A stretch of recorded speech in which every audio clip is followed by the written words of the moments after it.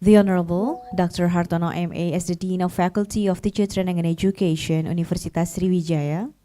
The Honorable all of the Vice Deans, Vice Dean for Academic Affairs, Vice Dean for General Administration and Finance Affairs, Vice Dean for Student and Alumni Affairs. The Honorable Professor Sani Mirzan MA EDD and Ernalida SPD MHUM PhD as the Chair and Secretary of Language Education and Art Department. The Honorable Sari Silviani MPD MA PhD as the Chair of Master's Program in Language Education. The Honorable Ernalida SPD MHUM PhD, the Chair of the Committee. The Honorable our Speaker, Associate Professor Dr. Dahlia Janan. All of the distinguished lecturers and academic staff, distinguished guest students, ladies and gentlemen. It's my pleasure to welcome you all to the Hall of Master Program Campus and also in Zoom meeting, Faculty of Teacher Training and Education, Sriwijaya University, for a workshop on Design Develop Research, or DDR, on Wednesday, November 15th, 2023. Without further ado, let's begin this workshop by saying Basmalah. Bismillahirrahmanirrahim. I kindly request your esteemed attention as we warmly welcome Sari Silviani MPD MA PhD as the coordinator of Master's Program in Department of Language Education for her welcoming remarks.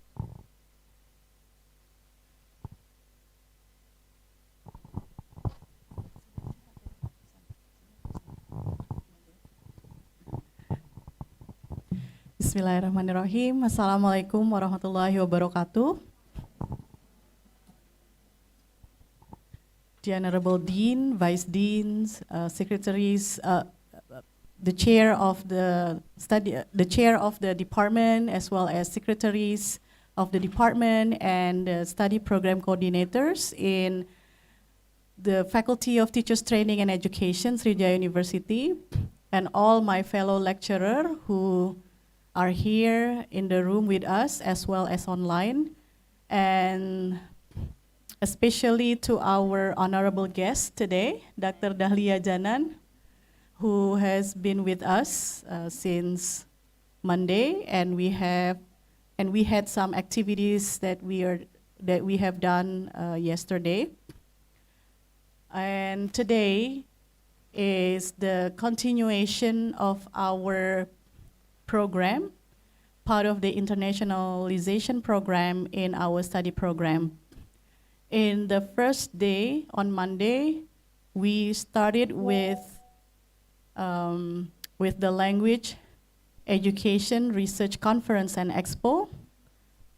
And on Tuesday, on the second day, we had a lecture on pedagogy of care, which was a really great talk, and we really enjoyed that, and we had a great time discussing that issue, which is very important and relevant in our context right now. And today, our focus shifts to research. So this is a specific research methodology that we're going to discuss. And our workshop focus on design and develop research.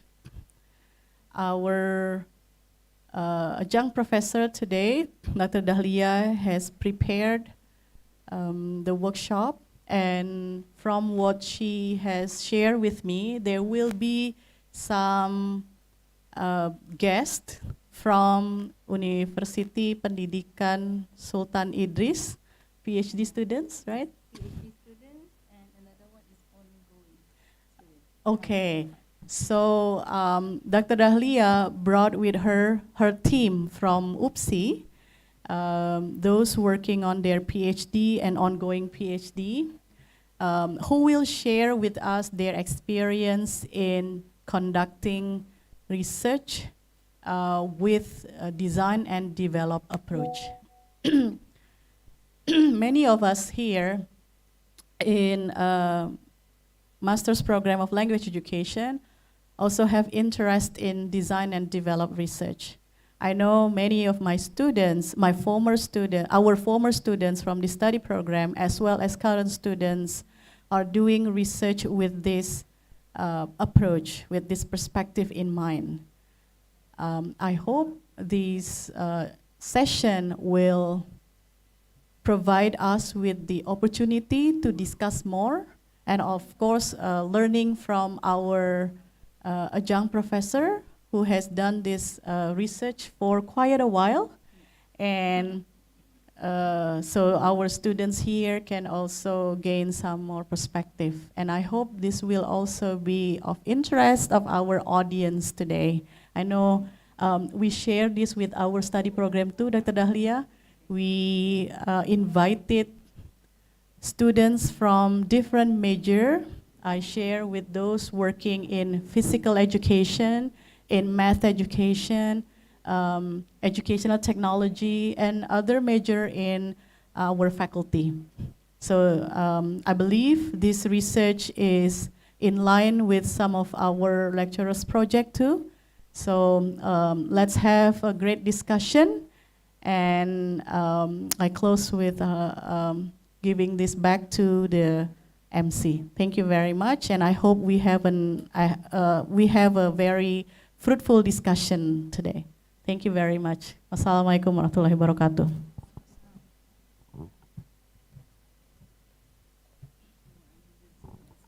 Thank you so much, Dr. Sari.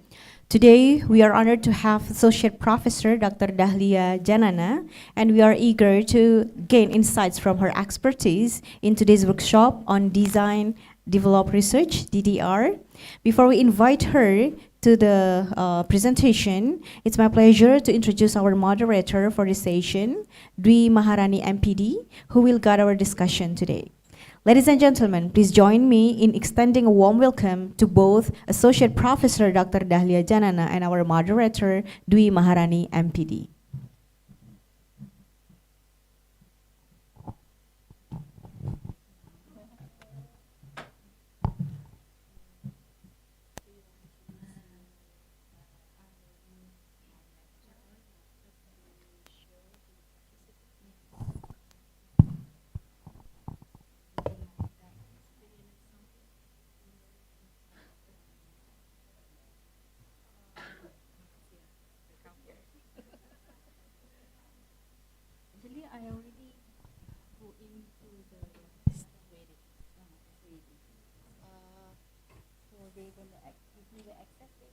Yes, actually, but I will ask Busari first.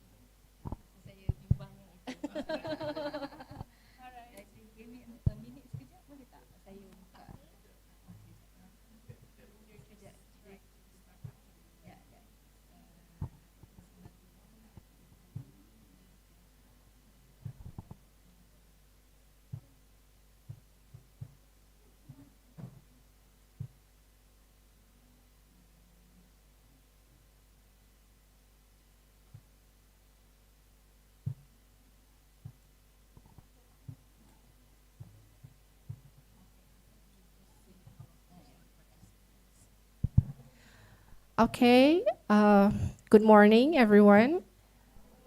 Welcome back to our second days here with Dr. Dahlia Janan from University Sultan Idris. And we also say hello to all the participants, both in Indo campus or both in Zoom meetings. Now, today we have our workshop regarding design and develop research. And here we have our key speakers here, Dr. Dahlia Janan, and we are going to have a lot of discussions, Doctor, for today's regarding the research method, right? All right. So around 2.5 hours, we are going to hear some explanations or new insight from our key speakers for today about design and development research methods. And then we're going to also have discussions, questions, and answer sessions regarding the topic discussed. So for all the participants in our Indo campus or also from the Zoom room, all the participants, you are invited later on to ask the questions if you have something to discuss further after we hear the explanations from our key speakers. All right. Can we just start right away for our explanation and workshop, Professor Janan? Yes, thank Okay, you. so everyone, please welcome our key speakers for this morning, Dr. Dahlia Janan. Bismillahirrahmanirrahim. Assalamualaikum. And a very good morning. Thank you to Ibu Rani. And a very good morning to Dr. Sari, Dr. Sri, and fellow friends from Unsri, and as well as beloved students. We meet again. Yesterday we have a long hours together, right? So today we are going to have another, hopefully another fruitful meetings that I hope these meetings and this talk or this workshop will give you an insight of another methods that you can use for your research. Yeah? This is design and develop research methods. Is very close actually to those who are doing research in developing either a product or you are developing a module, a model. So there's a difference between a module and a model.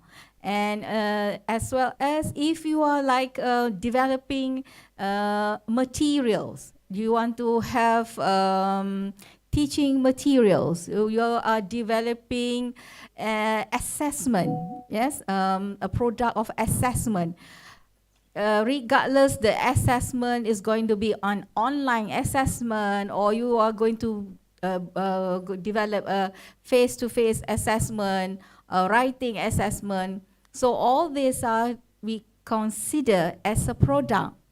So when you want to do a research on a product, you need a method that will guide you to the end to find out whether your product that you have developed is useful and sustained as well. We are not just thinking of being useful, but we must also think of sustain, whether our product can be used in a long terms, because we don't want to waste. Sometimes we will waste on energy of developing it when it's only just for a research. So bear in mind, all of you are doing S2 research, then S2 research student. But we want your product, it's not just after doing your master degree, it's not going to be used. We want your product is going to be used in the classroom, and as well as people, when you write a paper on it, people can use your product. So design and develop research. If actually I can't go in to the Zoom. Can you go in here so that I can? You cannot. Okay. So, all right. So if I can have the Zoom, I will know the rest of the participant. If there is lecturers in the Zoom and in this hall as well. For those who are doing research and for fellow friends, lecturers from Unsri, this design and develop research methods that we are going to share today is also useful for them to guide, how to guide research students to finish their study using these methods. So that's why in this presentation, the first part, I will talk on the design itself. Later, we will have a case study, like I'm inviting my, bear with me a minute, yeah?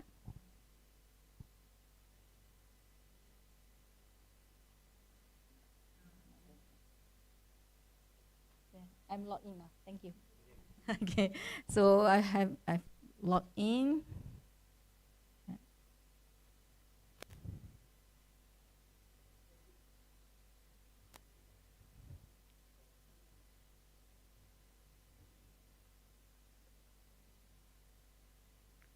Right. What I have found out in this in Unsri, you are doing a research as well. Your research when you are in the first degree, so your S1, you done a research on R&D, isn't it? Research and development. So you have done actually R&D. This DDR is a method of R&D. It is a method of R&D. And it is a full circle of R&D. You design and you develop. So R&D is research and research develop, isn't it? R&D.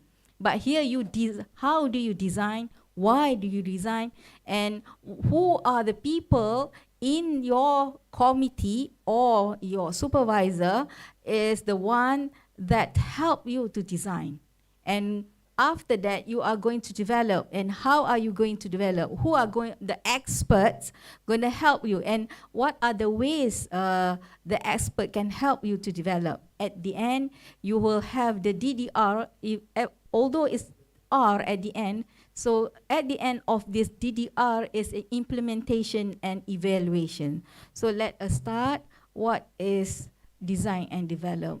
Before we go on with the understanding of the instructional design or DDR just now, let us understand this first. So what do you know about instructional design? Have you heard about instructional design? I think you have a course on this. So now your lecturer will chase you to find out where she has done the lecture on this. So can you tell, as we have the talk yesterday, my talk is not going to be one person talking, so all of you are going to give feedback to me. So let us understand, and I am sure you have done this. So what is instructional design? So how we design our instructional. They have a few methods there on instructional design. So have you heard about ADDIE, GETNI? So that's that's why I asked you to bring your laptop. So go into the Google now, see what is instructional design. So one of them gonna be what? Yes, sure.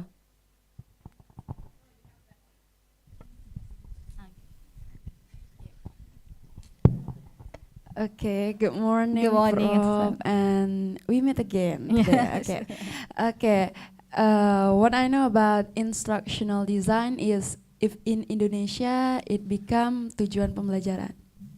Yeah, instructional design is what actually the aims of our pembelajaran. What in English? Learning, Learning, yeah. yeah. The aims of our learning. Usually, teachers decide that, and of course, with analysis at the first time. For example, the example of that analysis is analysis front to end. Right. So That that's one. your answer, all right? Yes, Good. thank you. So in terms of instructional design methods, there are a few methods for us to design our instructional. The way instructionals mean teaching and learning. So how are we going to deliver our teaching and learning? So how do we design our teaching and learning? So to design our teaching and learning, we have a few methods. So a few methods that around, they have a few. If you can see that in the Google, if you can Google it now, they have a few. They have ADDIE, and what else do they mention there? Anyone else? Did you find that? You just type instructional design methods, you will find. As a 4, sometimes they say 6, 7. Yes, yes, dear. Ya, Assalamualaikum warahmatullahi Salam. wabarakatuh. As far as I am concerned, instructional design is the systematic process of creating effective and engaging educational experiences by analyzing, designing, developing, implementing, and evaluating instructional material and methods. So, in analyzing instructional designs, we have three phases: analyzing, implementing the strategy, and the last one is evaluation. And before we implementing the strategy, we have to analyzing first. We have to know the characteristic of our students' background, and after that we have to decide what the strategy that we want to use. And after we implement the strategy, we have to we decide to evaluations by using the difference method. Thank you, Prof. Right. Thank you very much. That is a full explanation on instructional design.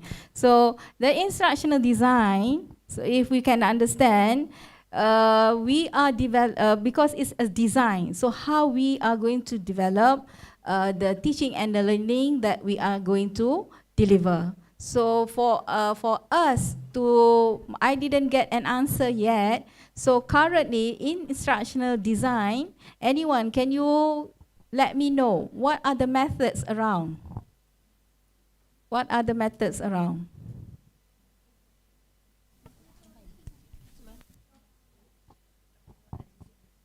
What else? What method? What instructional methods around? Can you say GAGNE, GAGNE? There's a GAGNE, isn't it? What else there? What is in the list? Apart from that.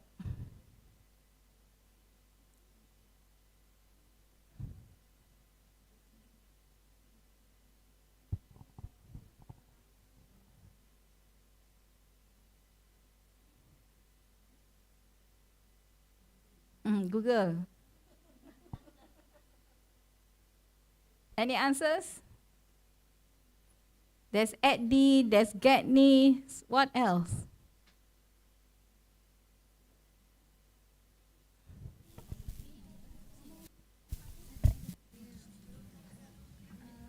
What? Some of them are looking at the taxonomy bloom, is it? Taxonomy bloom is a way of a structure of thinking, but there are some plannings in instructional design using Bloom taxonomy. So what else can you find?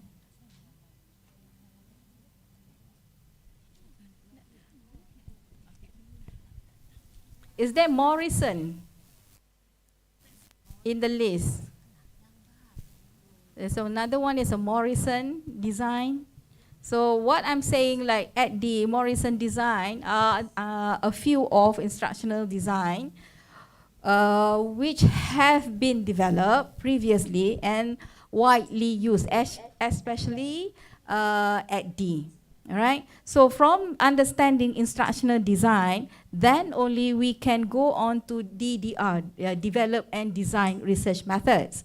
If we don't understand instructional design, so it's going to be a bit, I mean, it's not going to be difficult, but by understand the instructional design, it's easier for you to understand, develop research, right? So this is let us understand what does it mean. Next slide. So instructional design here, if you can see, the definition, systematic process, develop education and training program.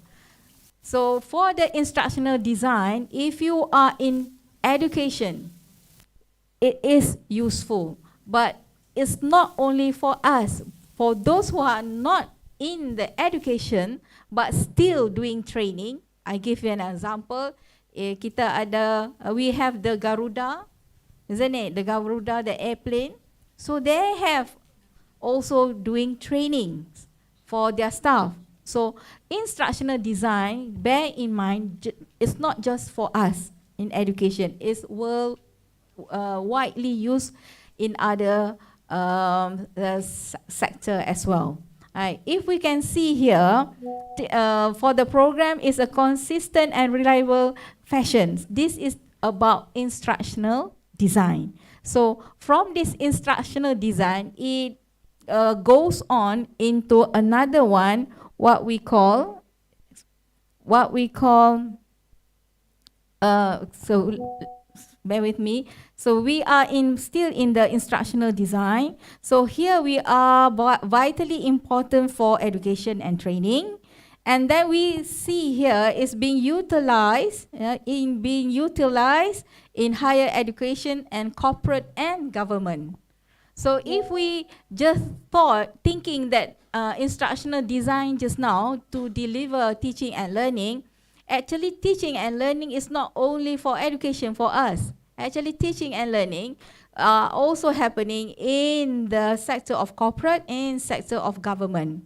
So you actually, all of you have the chance, actually, if you can be, if you are versatile, a versatile person, you are not only can be in education, actually you can also join the corporate, you can also join the government. So in all this sector, the instructional design is also useful. If we can see here for the next one, it is, for the next point here, that we can see the instructional technology is used either virtually or face-to-face. So when we are trying to develop an instructional design, we are either using it for the through the virtual or the face-to-face. This is important because later when we do the DDR, so when we want to do the DDR, we can do the DDR for the instructional on face-to-face or the virtual instructional. Right.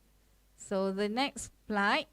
So now we are moving to the design and technology. So the first one, just now we are on the instructional design. Now we are plus the technology. So before we can move on to DDR, the research started as ID first, the instructional design, and the evaluation happened to become the IDT. So IDT is instructional design for the technology. So can all of you please browse what is IDT?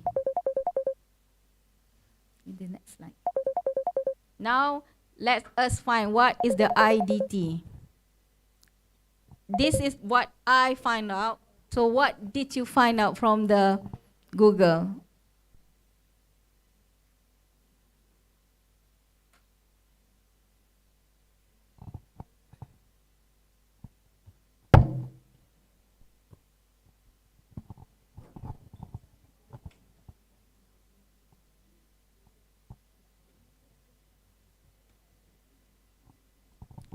So for all those of you from on the online, if you are not the language student, so this DDR also can be used by a student, either you are doing chemistry or math.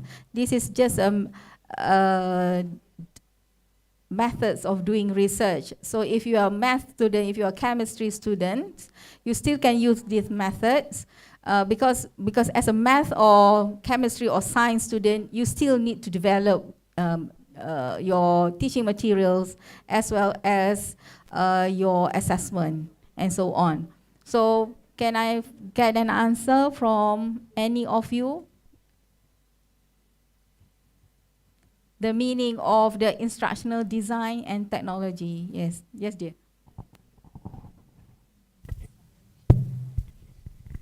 Okay, as what I found from my Google, so instructional design and technology, it is a field that involves creating effective and efficient learning experience. So it combines the principle of education, psychology, and also the technology to design, to develop, and to implement the instructional material and the method. So in simple, it is about designing way to help people learn better using the thoughtful approach and often incorporating technology to enhance the learning process itself. And also this field aim to create engaging and impactful learning environment, whether in classroom or on online course, for example, and also in the other educational setting. That's all. Thank you. Okay, thank you very much. If you can see in her definition that she gave to us just now, the word instructional came out again. So that's why I started with understanding the word instructional. So if you don't understand the word instructional, the whole day of my explanation is not going to be understood by you. That's why we start as an instructional.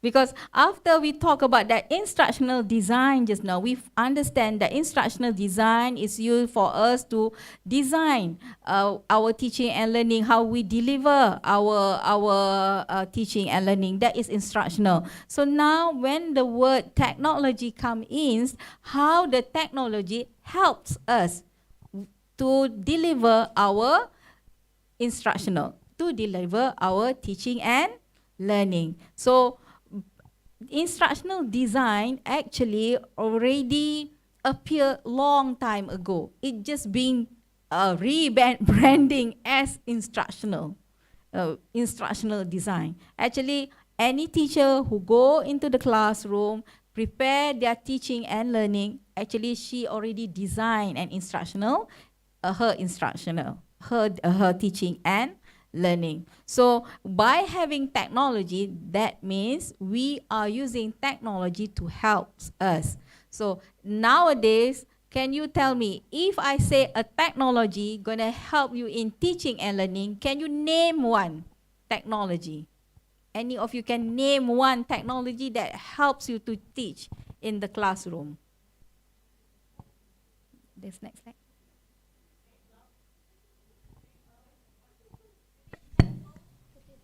Okay, so for the technology that we can use in implementing the teaching and learning in the classroom, we can use laptop and then mobile phone Yes. and then projector and speaker. Yeah, something like Now, that. That's we consider as technology. That is it is a correct answer that we need a technology. So bear in mind, technology it comes with the era itself. Because when you are in the era of new new technology, you name the laptop. But for the teachers previous, like 20 years ago, they will say technology mean radio, television. You see? So it doesn't mean that technology does not appear. It appears long time ago. It's just that it in the level of that particular era. So we can't say that the previous teaching and learning is something something is forgotten, ancient. Actually, no, because we do upgrade ourselves through the era when the technology comes out. So we can't just say, oh, my time, last time, because at that time we only have television and radio. That is the most what we call up to date and standards. And then we have projector, or we say, wow, it's a projector. But nowadays, if you say projector, there's nothing to it. So that's why, and maybe from 10 years from today, if we say on projector, maybe the projector is no longer like we are having that one that's hanging there. We don't know, isn't it? So that's why from the ID, it become IDT. I just want you to bear in mind, IDT does not mean laptop, does not mean mobile phone. It means that the technology which is up to date on that particular era. So we will see next. Maybe now we say that we are using TikTok, we are using Insta, isn't it? Some of you might say that because my students say to me, Doctor, you are using Facebook, so you are at the, they call me makcik group. So for us who are using the Facebook, is the group makcik here called auntie. Ibu, the aunties, the aunties, they call me the aunties group. So if I have a Insta, that means I upgrade myself. So now they said, go into TikTok. So I have to appear myself in TikTok. Yeah, but that is another way of thinking the technology, isn't it? But then previously, we started with Facebook, isn't it? TikTok was not around, WhatsApp was not around, Telegram was not around. But all this come out rigorously after the pandemic. So we don't know, after this, we might have a new wave of collaborating, new wave of communication. So when we say, I just want all of you to have this in mind, when we say on technology, we must think of the latest on that particular era. All right. So that is what IDT. So when we talk about IDT, is on the era of the technology on that particular year or like decades. We can say decades. Some people say in 10 years, in 5 years. Like all of you now, if you are using a reference which is 5 years below than 5 years, isn't it? So it's not considered reference, outdated reference. So reference should be the latest. So that is another thing of thinking of the technology. So next. Yes, AI. So now we are going for so what is DDR? So there's a book here. This is the only book, and the writer is still doing research in this area as well. So if you talk about DDR, you will have this Richie and Klein, right? Richie and Klein, Rita, and James, Rita Richie and James Klein. So this book is not difficult to get. You can Google online and you can even download the book. So that's why I asked you to bring your laptop. So get the latest now. So while I am giving my talk, you can also read the books. I'm fine with that. You know, this is how the way of sharing nowadays. The one is sitting here is not the experts 100% on the area because it is been taking because we have AI, isn't it? You have ChatGPT. You just can ask ChatGPT, isn't it? So that's why I am, rather than stopping you from doing it and you still doing it on the phone, so do that on the laptop. Okay, so when we see here, design and develop research seek to create knowledge grounded in data systematically derived from practice. If you can see here, what we want to see, that's why I say DDR is important because all of you have done the R&D because in your first degree, as I have a chat with Dr. Sri yesterday, she said that in your university, in Unsri, you are doing R&D. So you are doing the R&D at the S1 level, you don't test it, isn't it? You are just, yes, quantitative and develop it. You have not tested and implement or test it. So even though you are doing R&D, the full R&D can be also, it will be the same as DDR. So if we can see here, research seeks to create knowledge grounded and systematically derived from practice. So when we say from practice, it's us, the education. The educational research, we are from practice. Because when we say we want to develop an assessment tools, so it comes from practice, isn't it? We have to involve from the side of our student who is our student. So it is a practice, it's not without, there are research which is not from practice, especially those who are in linguistic. If you see in the linguistic, sometimes DDR is quite difficult to use in that area. So can we have the next one? Right, so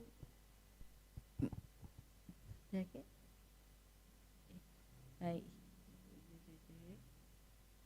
I'm not moving here.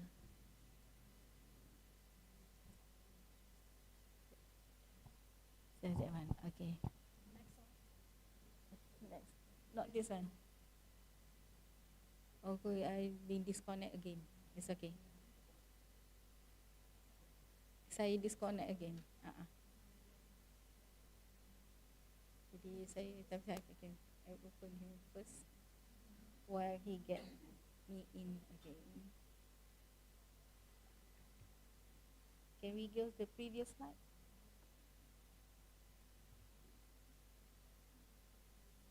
Okay, sure. Thank you. So now we are looking at the DDR.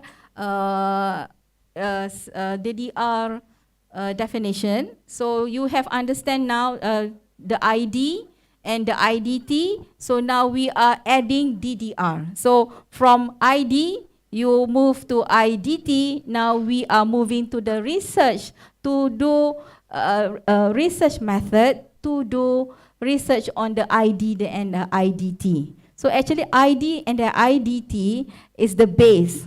So how to do research on ID and IDT is DDR, the design and develop research method. So what is design and develop method? Is design, develop and evaluate.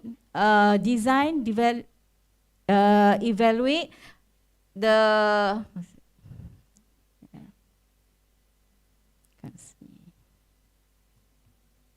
develop and evaluate process aims to establish basic for creation, instructional and non-instructional. So here we see the word instructional and non-instructional. So non-instructional design also being used, also use this method to develop. So later we will see the types of research that can be done, and you can understand which one is non-instructional and instructional. So if we can see here, for if you have already see here, it also conduct research on product and tools and models. So now my question, because all of you already S2, and in third semester, isn't it? Yes, third semester. So not someone new, like yesterday your sisters and brothers, the younger one. So you are in the third semester. Can you name a product in instructional? What can we call a product? In research for educational, what can we call a product?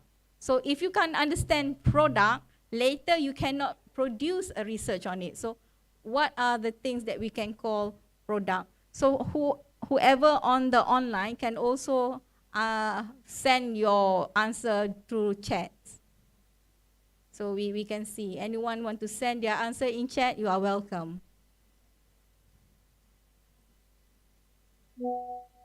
So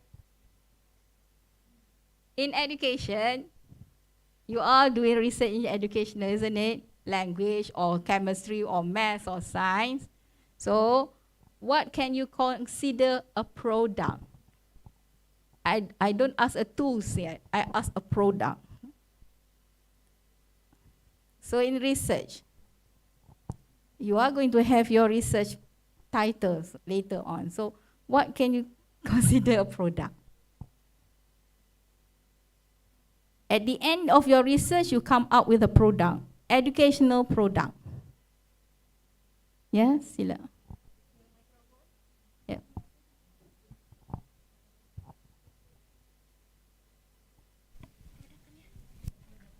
Maybe book or e-model. Okay, good, very good answer. So a product is something that you can use later, like a book is a product. So that is in the materials, isn't it? It's a teaching materials. What else is a product?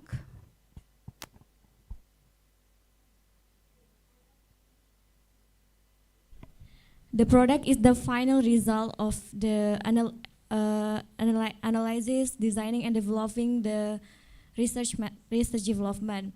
It could be for example, in book, like she said, and it could be the media, like audiovisual media or picture books, or it could be also integrated with technology.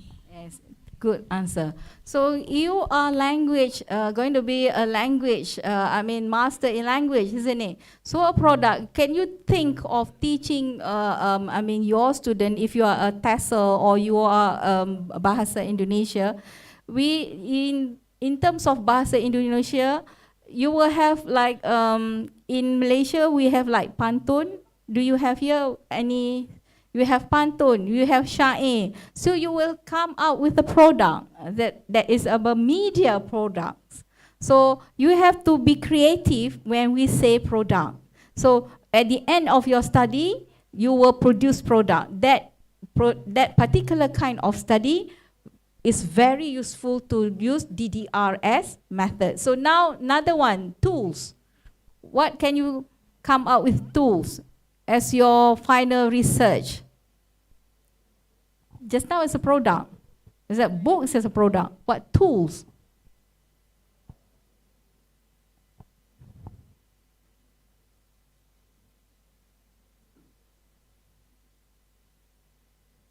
If you're in your research tools, you are going to use questionnaire, isn't it? Questionnaire is a tool. Interview protocol is a tool. So when we are in our classroom, when we want to deliver our teaching and learning, what kind of tools that we can use? You are TESOL students, can you have a tables, tens? isn't it? You are going to create a tense table that can help people to understand tenses. That is tools, all right? So anything else that can be a tools. Silakan.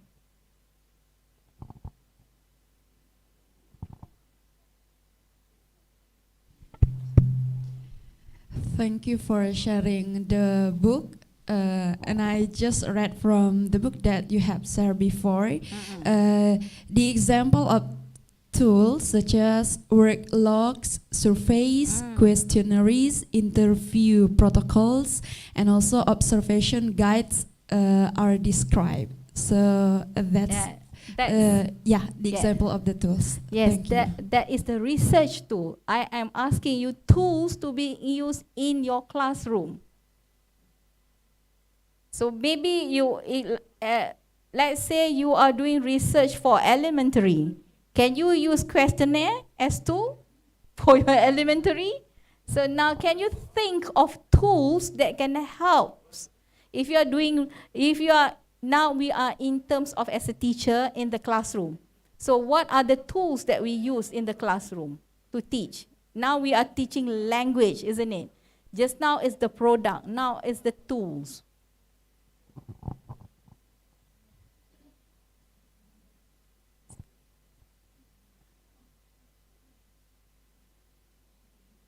So we have an answer from Devi Wulandri. So she have a good answer from the chat. Can we also see the chat? So Devi said here, for example, that tool, whiteboard, a computer program, even a handout. So a tool, the answer there, the very good one is the handout. So the handout is the tool for us to teach.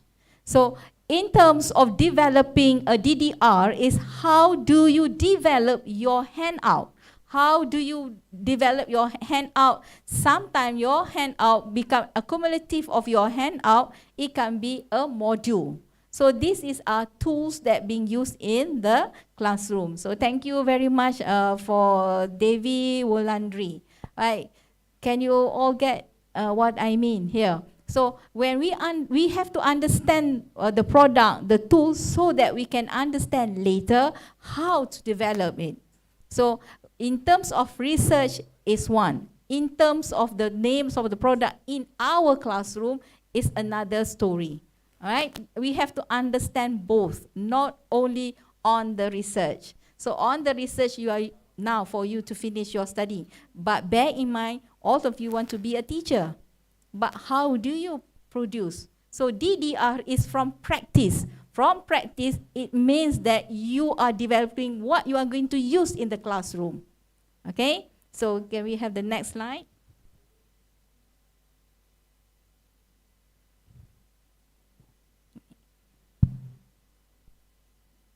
Right. So all of you are in your third semester. I am sure you have gone through the methods or quantitative methods. You have gone through qualitative methods. Can you name one quantitative methods? Survey. Next. Huh? Correlation. Quantitative. Survey, correlation, experimental. So mostly these three that pop up. So what do we know about qualitative research? Case study, narrative, phenomenology. Dr. Sari is looking at you. Huh?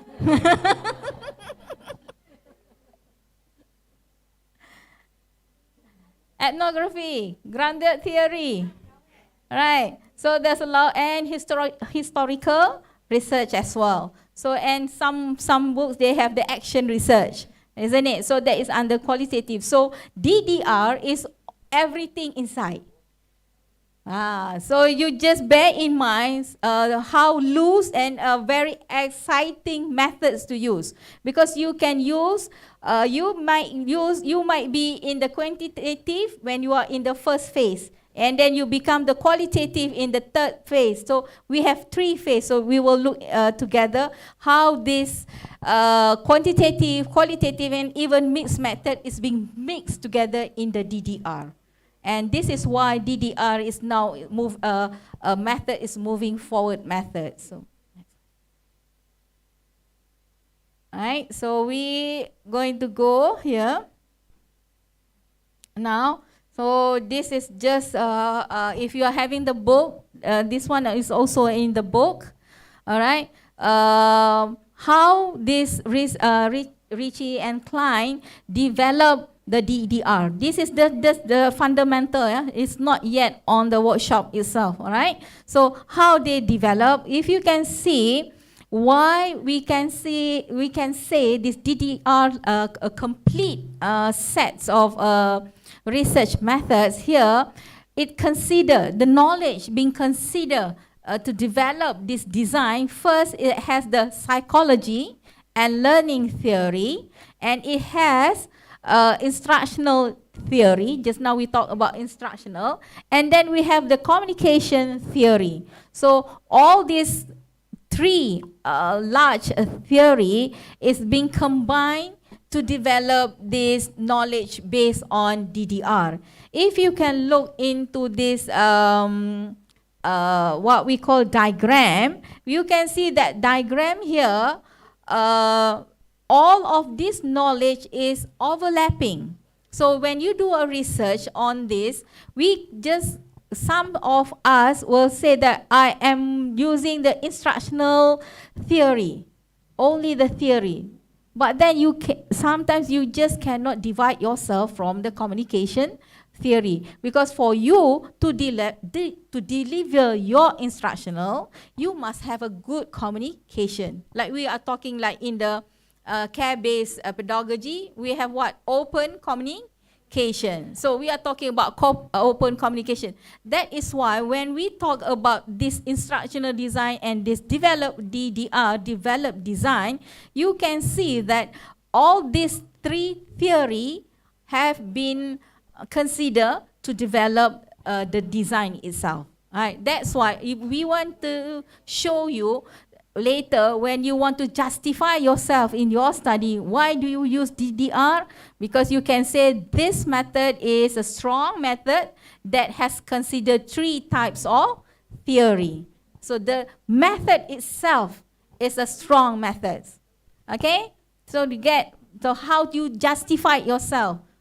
It's very important, isn't it? Your supervisor wants you justify why you do this type of research, why you take these methods. So now you can answer, I use this method because this method accumulate all these 3 strong theories behind it.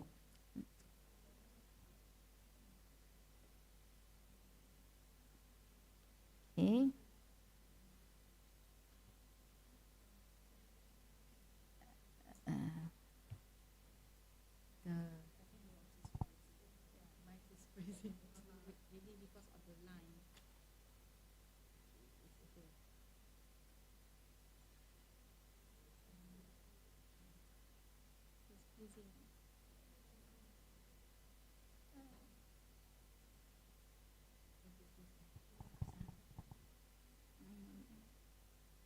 Okay.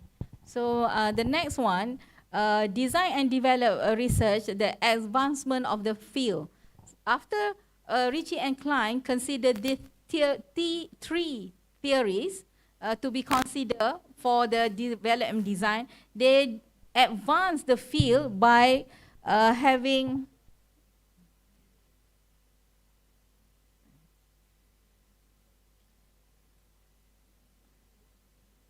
so they combined it. If you can see here, the research and theory foundation of the design develop knowledge base. Just now we talk about the knowledge base. We have 3 knowledge base: psychology, instructional, and communication. So from these 3, theory, they combine and make it so that, can you see that in the middle is the development knowledge base, and all the theory just now, the 3 theories is outside, and can you see at the end they have another one, design and develop theory.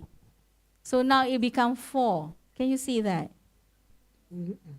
Jairus all? Richie and Can fine you dia see? ni. Yes. So now, if you can see, from the previous slide, that is how they structure the theory. And Ritchie and Klein add up the theory of development so that they come out with the what we call now DDR research methods. So we can go for the next slides.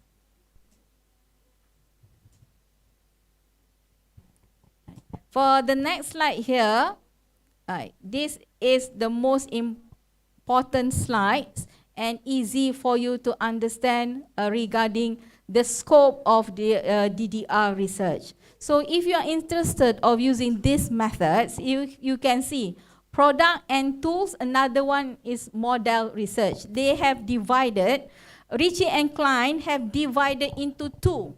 This research on DDR, it already divided into 2.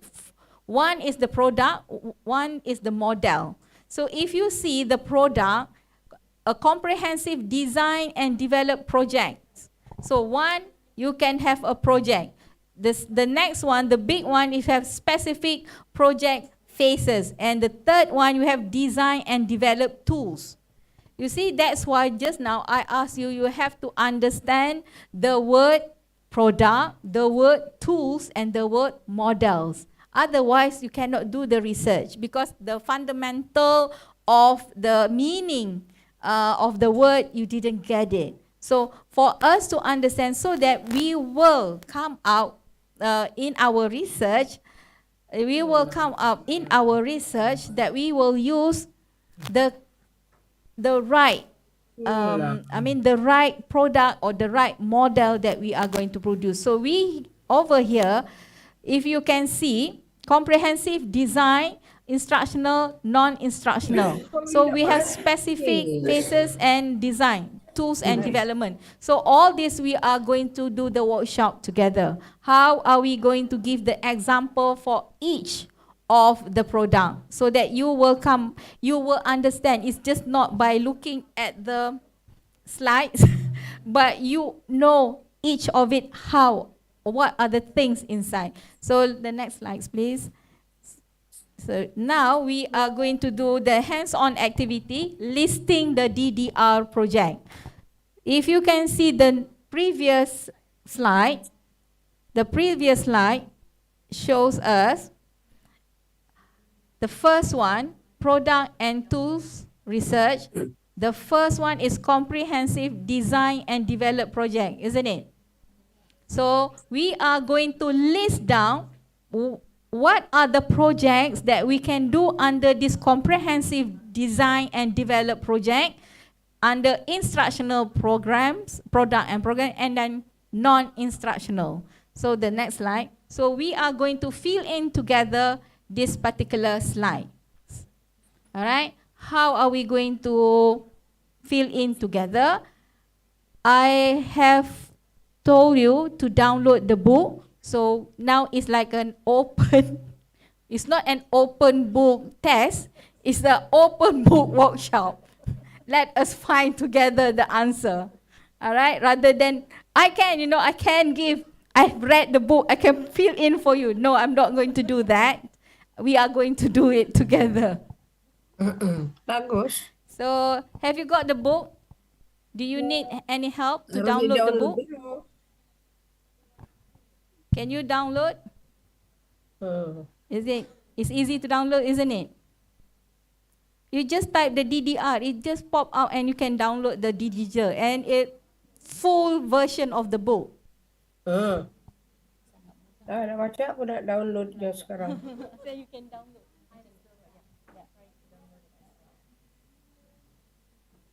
Siapa yang ada masalah, perlu bantuan? Anyone that need help? So, are we in here bahasa Indonesia and bahasa Inggeris or only the English? Dua-dua. Yesterday, the bahasa Indonesia said they want to speak in English. Okay, kita boleh sama-sama isikan. Ada masalah bantuan? Baik, saya akan bergerak ya untuk melihat semua mengambil bahagian untuk mengisi. Dalam buku itu sudah dinyatakan ya, apakah contoh-contoh ya, what are the when we say comprehensive design and develop project, instructional design project programs. Right. For us to save the time, because we have a lot more to go, can you all divide yourself into 6 group? Can you all divide yourself into 6 group? Please. Kita tunjuk yang group 1 first. We show the group 1 first. All right, we're going to divide Right. people here in 6 groups. Yes, 6 and group. I cannot sit I think I down, just I have to choose them randomly, right? Sure. Sure. So you just like this. Say one. Say one. 1, 2, 3, 4, 5, 6. Say 1. 1, 2, 3, 4, 5, 6. Right? Remember that numbers. That will be your group. 1, 2, 3, 4, 5, 6. 1, 2, 3, 4, 5, 6. 1, 2, 3, 4, 5, 6. All right. We have already 6 teams here. Okay. Do you remember your group? Okay. So what they have to do, doctor? So each group will need to fill in the projects that I have, because you already have, because the previous slide. So the scope of study in the DDR is already mentioned here. We have product and research tools, and then we have models. So now I want you to give an example of each for each of these product and tools and research. So I have prepared a slide here.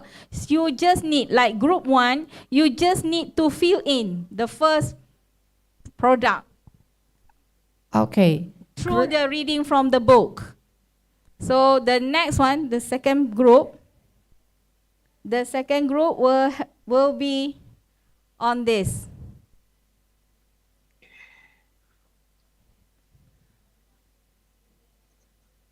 Okay.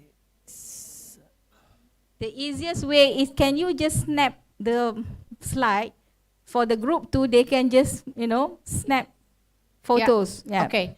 Can you help us to show the first one first? Yeah. Yang sebelumnya. So this is the activity for group 1. You can just take a photo on here, or for those in Zoom room, maybe you can just screenshot this one.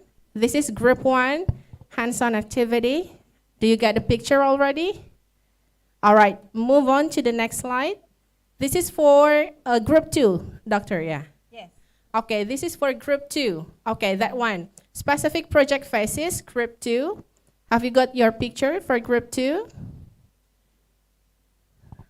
Okay, good. Next, move on to the next slide for group 3.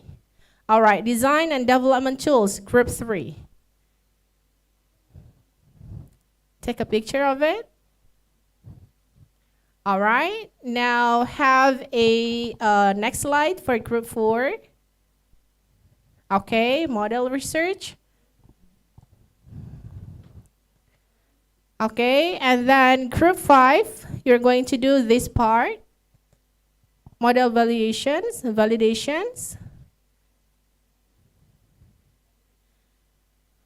All right, group 5. And the last group, group 6. All right, this one, model use. Okay, I know that you sit separately from your team, but I hope you can just communicate it, use your creativity and strategies to do that with your team. How long the durations to do this, doctor? 15 minutes, all right. You have 15 minutes to do your group work, hands-on activity. 1, 2, 3, 4, 5, 6 groups. I think they can move around. And can you prepare a slide, just a slide, when you fill in and send it to us, and you're gonna present it. You are not going to get away. Okay, find your group. Just a quick discussions with your group. Find make one slide to share with us, and you're going to present that.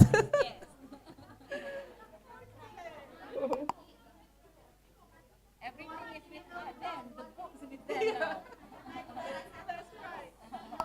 15 minutes to do that.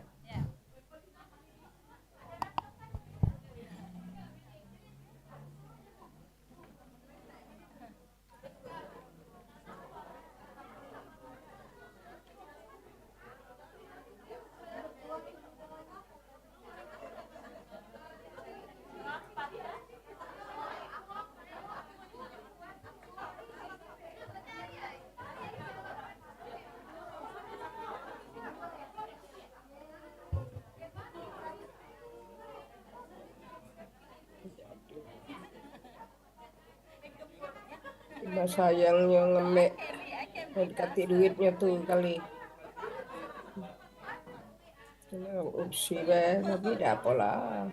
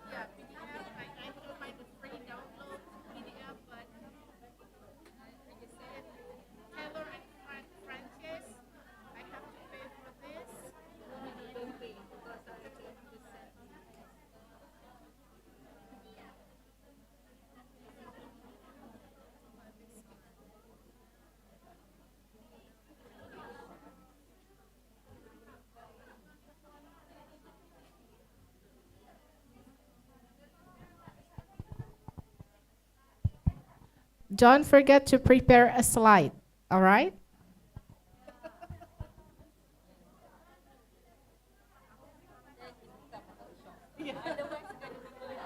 That's right. That's true. Totally true.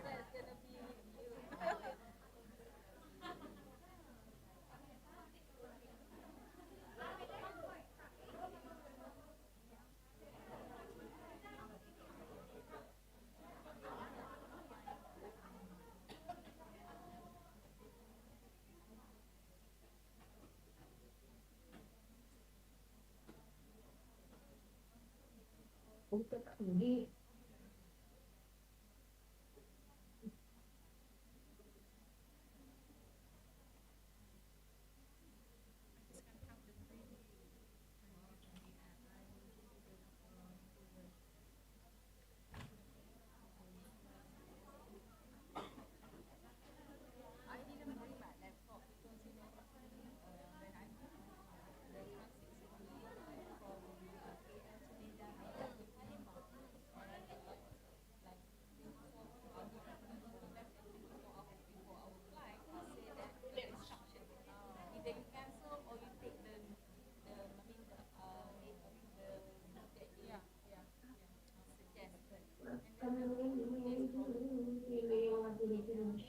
susah.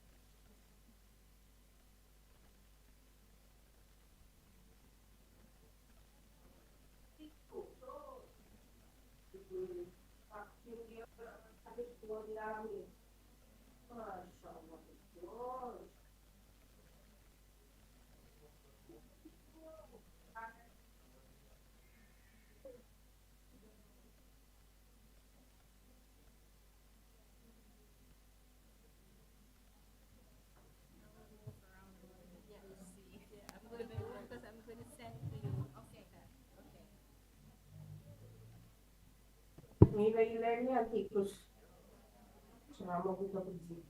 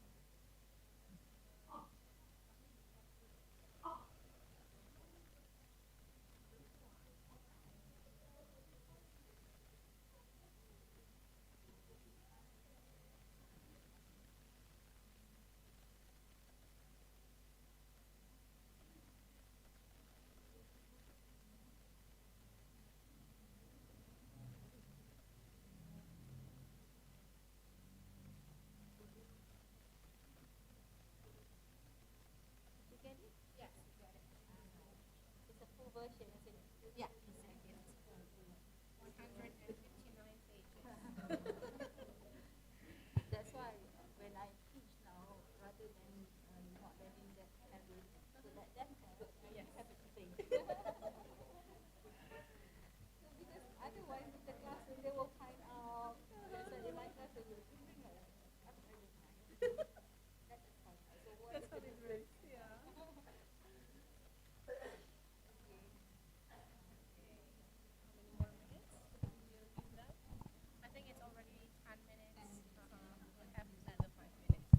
Okay, be ready. In 5 more minutes, you're going to show what you've got for your work. You need more time? Okay, 5 minutes and a half, all right?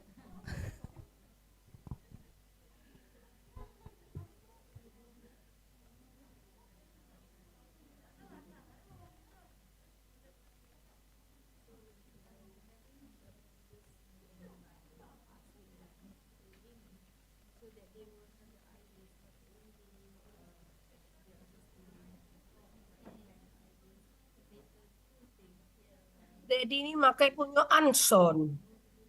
gmail.com.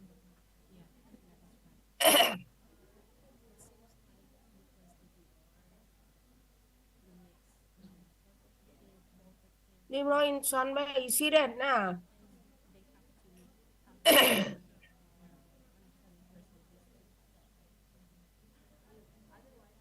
Dad.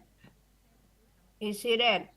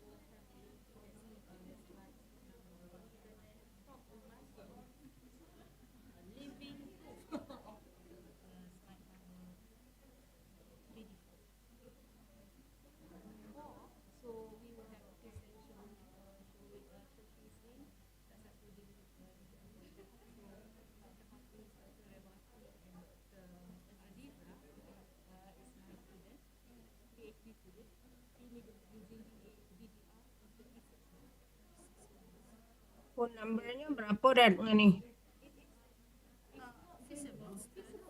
Phone numbernya WA. Aku ngisikan untuk ngana. 0858 Tunggu. 0858 berapa? 3836 7 eh? 3836 3836 8654. Ulangi Dedet. 0858 3836 8654. Yo. Ah.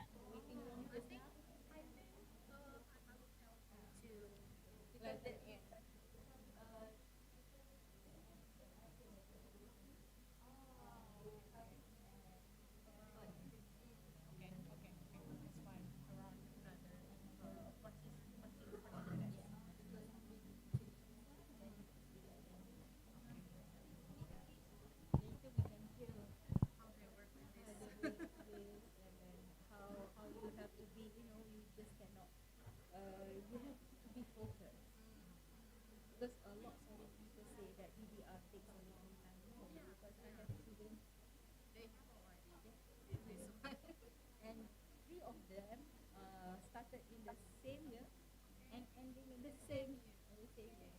They are the different time of their viva is this only. One with another, and when they submitted also.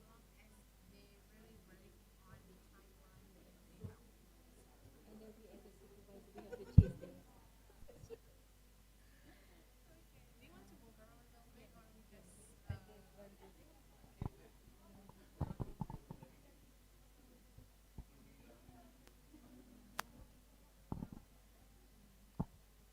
Okay, be ready with the supervisions here.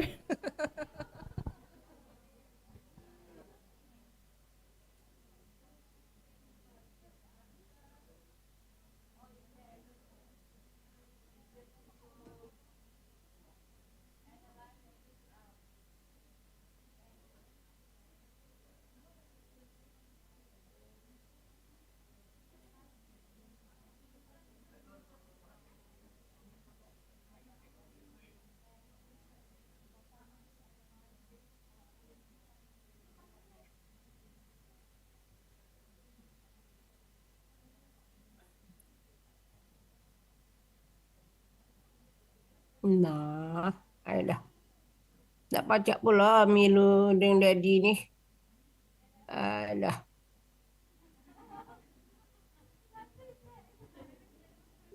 Dah lah.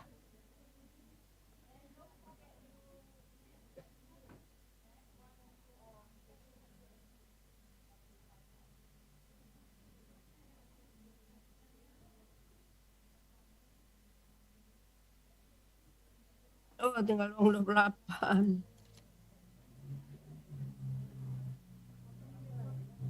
Aku isi ke hang ah. Aku dah baca, aku nak numpang dengar, aku buat nomor aku itu aku dah baca tapi ada punya Anson si Daddy ni. Email Anson.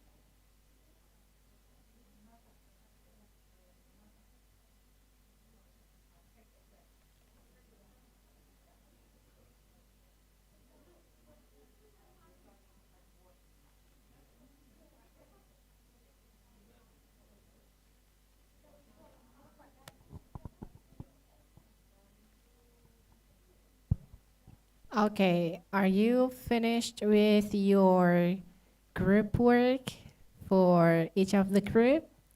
And you have to be ready to then share what your group result to all of us here.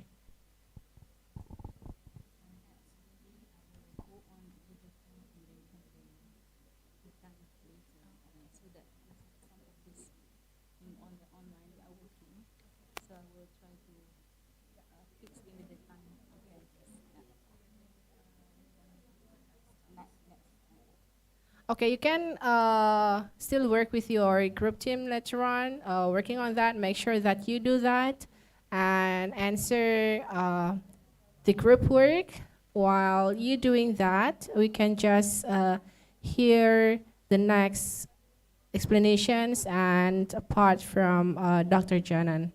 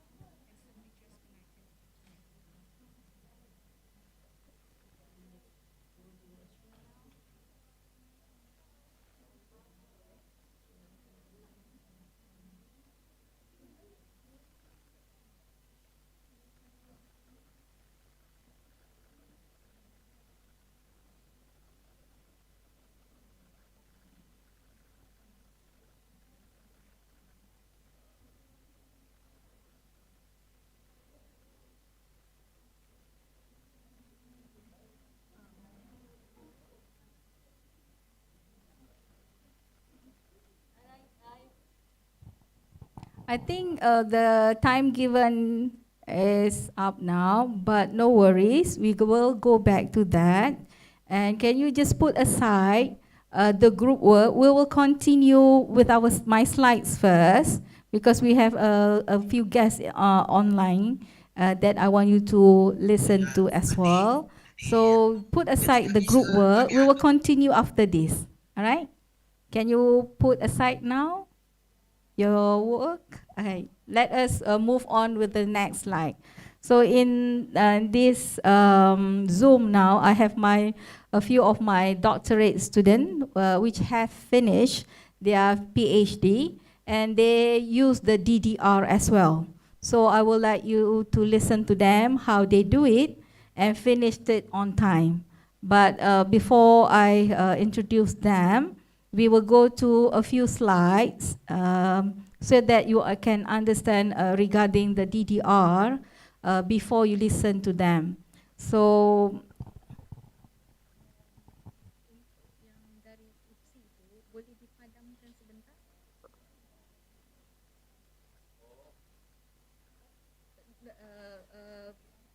can they go to the waiting room first?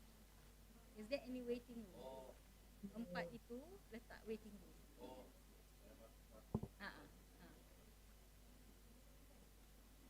Hafiz, Aziza, Akma dan Rewati.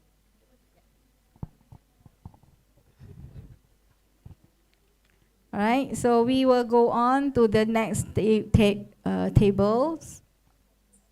Okay, the next one.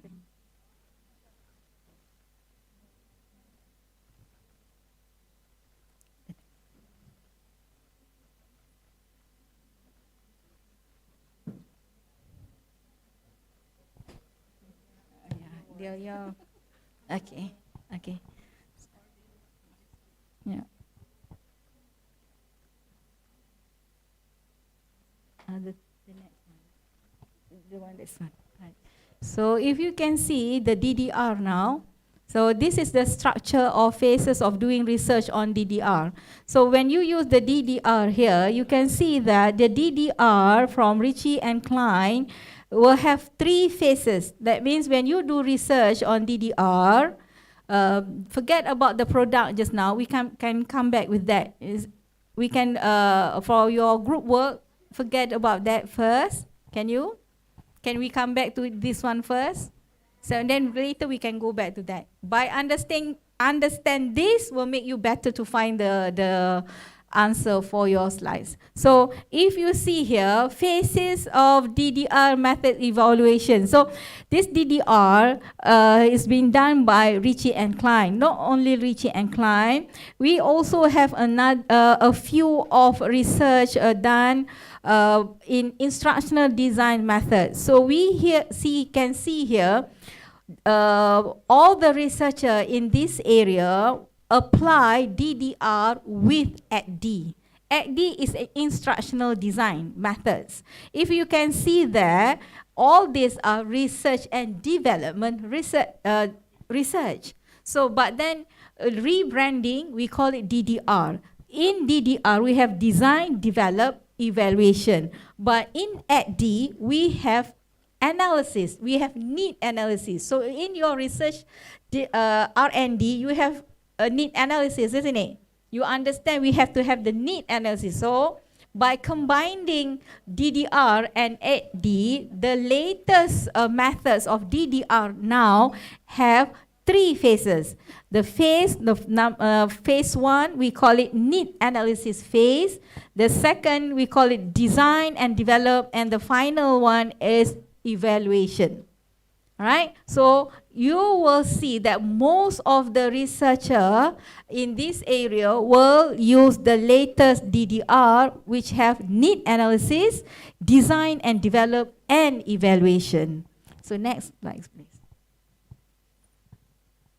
By having these 3, you can see, I show you what will happen in all the phases. So in phase 1, if you use this research, in phase 1, you see need analysis. So let's say you are going to develop textbook, right? You are going to develop a textbook. So you need to find the need analysis. Why do I need to develop the textbook? Do I really need to develop it? Sometimes you do things that you don't need and people don't need it. So don't do things that people don't need. Do things that people need and later you will become an expert in the area. Sometimes we just do the research. I just want to do the research and finish it.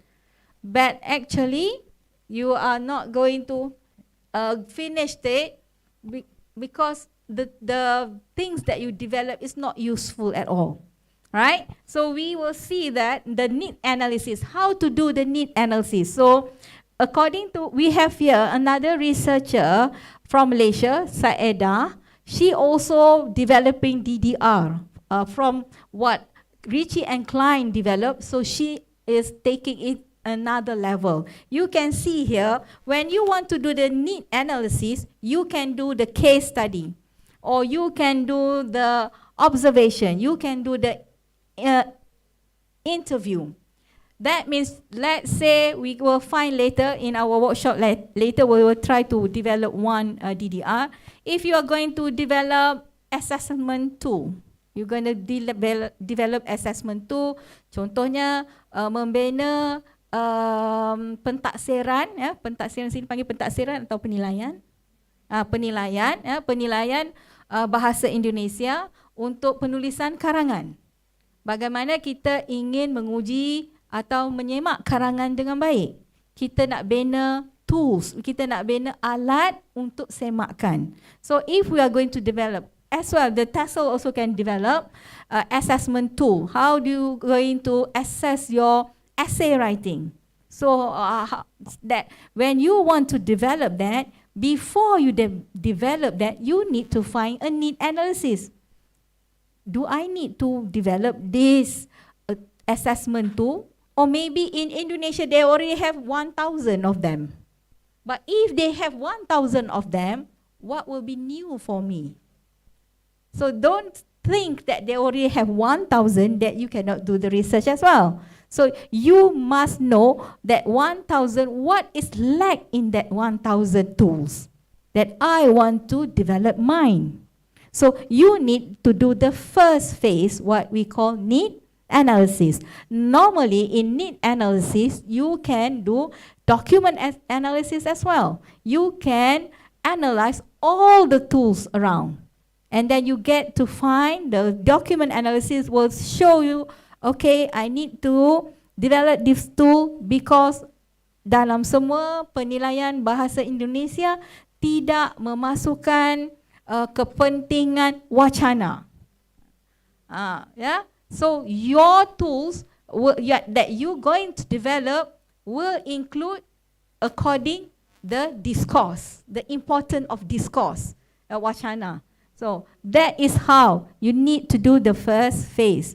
The second phase means when you already do the need analysis, that means you can find, normally in need analysis, you need to use two types. All right, I remind you, you have to use two types of methods there. You can use document analysis and questionnaire. I give you an example just now. We are going to develop assessment tools. So you're gonna do a questionnaire to teachers. Ask him, how do you find out the assessment tools for essay? Then they will give you an answer. Setuju, tak setuju, separuh setuju, whatever. Isn't it? Your questionnaire. That is one. Another one, you can analyze the tools. Maybe you take 10 tools that's around, and then you analyze them. And then from that need analysis, you find out, yes, I need to develop the tools. Then you move the second phase, which we call design and develop. Right? After you do the need analysis, finish that one phase, then you go to the second one, you call it design and develop. So in this design and develop, you are going to design. Now you say that you're going to do the assessment tool. So in your assessment, what do you need to put in your tools? So who's going to give you the answer? You can interview the expert. All right? So you can go to the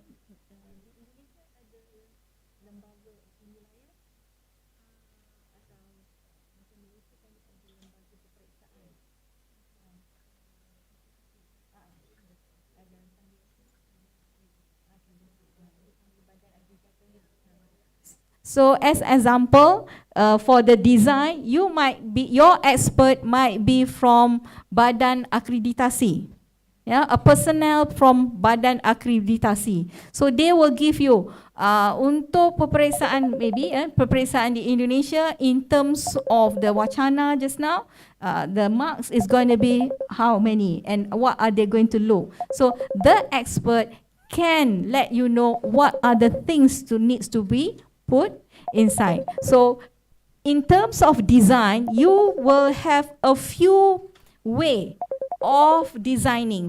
You can use the experts. Another one, you can use case study, or you also can do content analysis. Right? So the need analysis will be different from the design, because the needs, you just find out why I need to do it. The design, so what should I put in my product or in my tools? The thinking might be different there. So when you are already finished it, if you see the expert opinion, if you see from Saedah Siraj give you an example of doing the design. So this design in Malaysia now, we are moving forward with the tools to do the design by having like interpretive structural model, they have SAM model, they have FDM, Fuzzy Delphi. So each of these methods is the way for you to get an expert to give you an answer how to design. I give you an example like fuzzy Delphi methods. Right? Most of my students use fuzzy Delphi methods. Yeah, I think the third one, the fourth, yeah, the third. The third one, the fuzzy Delphi. So fuzzy Delphi methods will be, you ask like 7 experts in the area. Like you ask the seven expert might be 2 are the teachers, 3 from the accreditation body, and then another 2 lecturers from university, all the experts to develop assessment tools. So they will give you the answer, what types of things that you need to put in your assessment tool. And these 7 what we call expert, and how strong from each of them their answer. So you are using the Delphi method. So the Delphi method, you can put in all their interviews, and the wording will be calculated by the programs, and they will give you how strong is this answer from, like we have an answer from the expert from the accreditation and the teacher. Maybe the teacher said that in order to mark the essay, in terms of the discourse, the wachana, we should have this element. So A elements. So 7 of them say A elements, all tick 7 of them. So that should be put inside your tools. So what we can see that NGT, ISM, SEM are all the tools to help you to analyze what the experts or your case study say about the items or elements need to be put inside your tools, right? Then after you get the experts, then you're going to develop your tools using all the elements that they suggest. So the tools cannot be coming, although you say, I am developing it, but who are you to say who are you to say that that's the best one? So when you have the expert saying that, then you can justify during your viva. The examiner will say, how do you get this criteria? How do you get this element? I asked 7 experts, and the fuzzy Delphi said that this element A is the highest point from all the experts. So you'll be fine in your viva. So you survive in your viva. That is the most important thing. All right. So bear in mind the exam will be the examiner will be asking all this. All right. At the end, as we said that some of your friends just also said that after we have needs and we have already designed and developed, we have the evaluation. So how do we evaluate the product? You ask why I need to build these tools, and then you ask the expert what are the elements to put inside, and then you develop the elements according to the experts, and now you're going to test it. So you're going to test your evaluation of your product. So there's a few way of testing it, and some of you might use expert assessment again. So when you say using expert assessment again, you can use the fuzzy Delphi. So whatever on the left is also can be used again in the evaluation phase. Right? Fuzzy Delphi doesn't mean it's going to be stuck there. It can be in any phases. All right? So you see the interview, the questionnaire, the quasi experimental. So you can use many types of research methods in order for you to evaluate your tools that you have developed. All right? So if you finish with all these phases, then you are doing a research using DDR. So let's say we will do this later together after you present your stuff, and then we will take one topic, and then we will try to prepare this DDR together in your group, so that you will see that you understand how to use these methods. All right, next slide, please. Okay, so we're gonna skip this one. Okay, so we are going now because it is almost 11 o'clock. We are going to look into, because some of you might say this research methods is difficult. Can I finish in, like if you are doing PhD in Malaysia, it's 3 months, 3 years. 3 years. So we will see that 3 years you can finish this research in 3 years. So for the master degree program, you can also use this one, but it will take a bit time to finish. But it is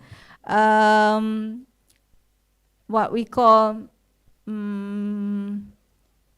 what I can say, let them talk to you. So let you hear their experience of using these methods. All right, can you invite yang tadi?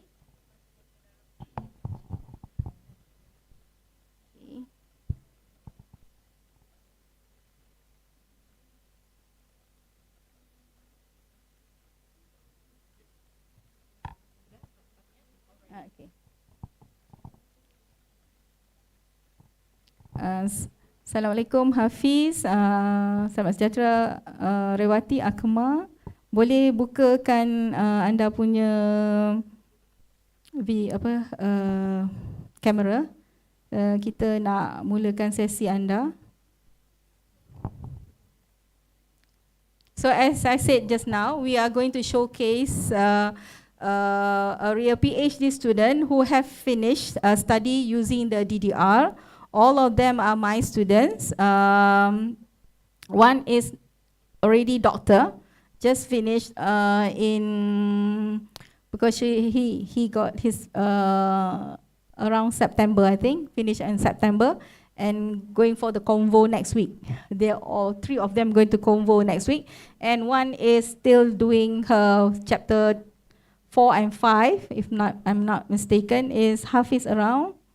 Hafiz, are you ready? So Hafiz will share with all of you his experience of using DDR. This is he did his master degree under my supervision, and then he embarked into doing his PhD in this area. I hope Hafiz is around. Hafiz, can you? Yeah, I see here. Can he share the slide?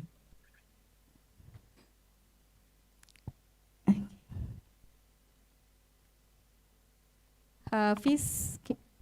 Yeah, can you hear my voice here? All right, Hafiz is around now. So Hafiz, can you share your experience? Can you share your slides and share your experience? You can, if you able to speak in English, you are welcome to speak in English. If you can, because boleh saja rakan-rakan di sini memahami bahasa Melayu atau nak guna bahasa Indonesia, Hafiz. Kita hanya perlukan slide yang saya katakan tadilah. Kongsikan pengalaman berkaitan dengan DDR bahagian setiap fasa. Jangan lupa tolong print screen ya, Akmal. Okay. Terima kasih kepada Dr. Dahlia, Profesor Madya Dr. Dahlia, dan saya juga ucapkan terima kasih kepada Universiti Sriwijaya atas jemputan untuk perkongsian pada hari ini sebenarnya. Dan pun juga saya lalukan juga, saya rasa mungkin saya bersama dengan para peserta dari Universiti Sriwijaya, if I'm not mistaken, is some participant in Universiti Sriwijaya there, and I would like to share about my journey in DDR. And I'm sorry if my English, and maybe I will talk about English or in Malay. But I will share my slide after this, and I would just want to move on to our sharing topic today, actually. And before I share my slide, I would like to give some we call it as pembaruan pengenalan, introduction to our session here. And if we talk about research, we often heard about qualitative, quantitative, and I believe there is some participant out there. Is it okay with my voice? Okay. I continue my sharing session here. We often heard about qualitative, quantitative, and mixed method, and nowadays in our research, especially in a PhD or master student, we not carry out just our research, but require some developing or develop something new that can benefit public or can benefit other people out there. And basically, nowadays we call it as an innovation. We call it as an innovation. And in this innovation, we require some research, pure research. I mean, here is a pure research that have some need analysis. We do some design. We develop the tools or the product to deliver to other people.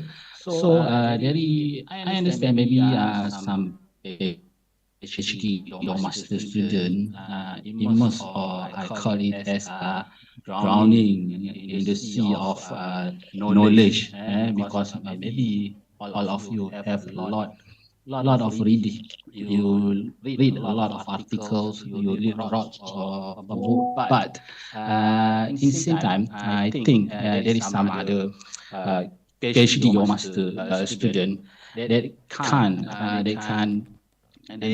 cannot, I trying to say they cannot, they can see how they want to start their research actually.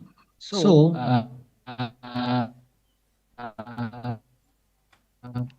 when we use DDR actually, when we use this DDR, we try to learn, or we try to pragmatism in testing the theory or validating the practicality in our research actually. So in DDR we have three phases actually. We have three phases, and we know how to use the DDR. And now I will share my slide with all of you here. Wait, I know we don't have much time actually, so I'll try to share the slide here. So you can look at Hafiz slides. Hafiz slide will show you all the phases that I have tried to explain to you. So in the Hafiz slide, you will find out for each phases in his research what he has used. Okay, if you look at my slide here, we can see the number here, the number 1, the number 2, and the number 3.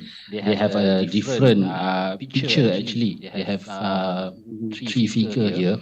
Okay, I will try to explain as easy as possible actually. And if you can see the number 1 picture, picture number 1, it states that the process on DDR actually, design and development research, we have 3 phases, which the first phase was need analysis, and after that we have a second phase, design and development, and the final or the last phase was an assessment, or we call it as evaluation in our product.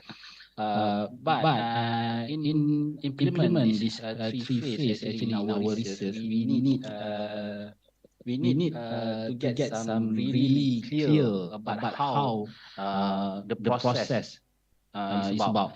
Because when we do some research, if we don't follow the process, we don't know how the phase 1 turn to the phase 2 and until the last phases, it will make some, I will say is you need some not clear about how can our research had been done quickly. I will ready to see how we have done it as quickly. And in number 2, picture number 2 is a figure that actually is my conceptual framework. This is my conceptual framework, which is you can see there is state there in Malay language. we have an analysis, design, development, implementation, and assessment or evaluation. And this I merged with the AD model actually. I merged this DDR with AD model.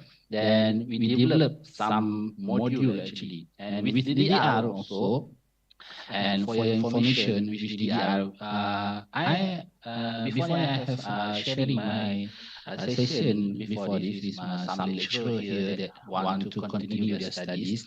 And in my session actually, I tell them that DDR can make you finish your PhD quite fast actually. And other lecturer also agree with me because he also doing DDR. But we need to really make it some really clear and really understand how the process, how the phase from one until the last phase become. And DDR is not about just research. It is all. It is when we do DDR, automatically we do some innovation actually. We need to do some innovation, and that's required in today real world. In this today research, we need some innovation, and with DDR, because DDR is not just talk about qualitative, don't talk about just quantitative, but it is require more about that. It's more about that, and we include our expertise, we include our people that know in our field of research. So my research, if okay, I would like to share with you some achievement actually. I developed some module actually. I developed some module, teacher module, student module, and in the same time, I also developed some websites and some smartphone application. I had four. I would call it as an innovation. To make it easy to understand, is the four tools to help the teacher teaching in a classroom. And after I finish all the three phases here, surprisingly, I also came out with some framework, and that is picture in number 3. I stated in the picture number 3. I came out with some framework that can help the other student to teach student and speaker how they can understand their text while reading the text. Because in Malaysia we have Indian, Chinese, we have some other people in Sabah and Sarawak that not in Malay. So when we do this research, we is some framework that can help the student, not the student, especially the teacher who teach the student, to make the student understand what they have read actually.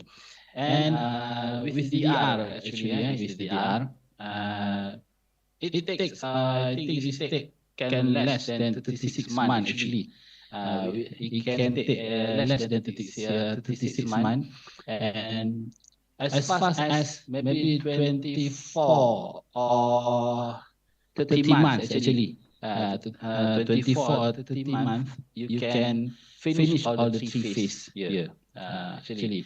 And the other month maybe you require some revise your work here, and you need to know how to go. And I want to mention here, actually, if you don't know what to do, you have not clear if I do real thing, I do a real PhD, or maybe some other that mengganggu your thought in your journey to complete your PhD or master, you can use this DDR because we have some guide. We know what to do, and we know how to go. After phase 1, what we need to do? We go to the phase 2. And after phase 2, what we should do? We go to the last phase. And after that, it will be finished.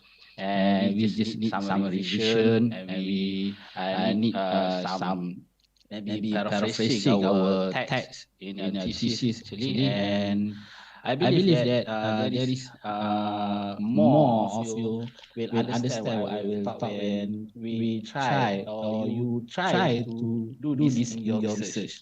And when you apply this in your research, and you will see very clear how this DR, how this three phases, how this combination can not just make you finish your study, but at the same time you can make some innovation in your studies actually. And I'm glad and I'm very thankful to Associate Professor Dr. Dalia, which gives me some guide and give me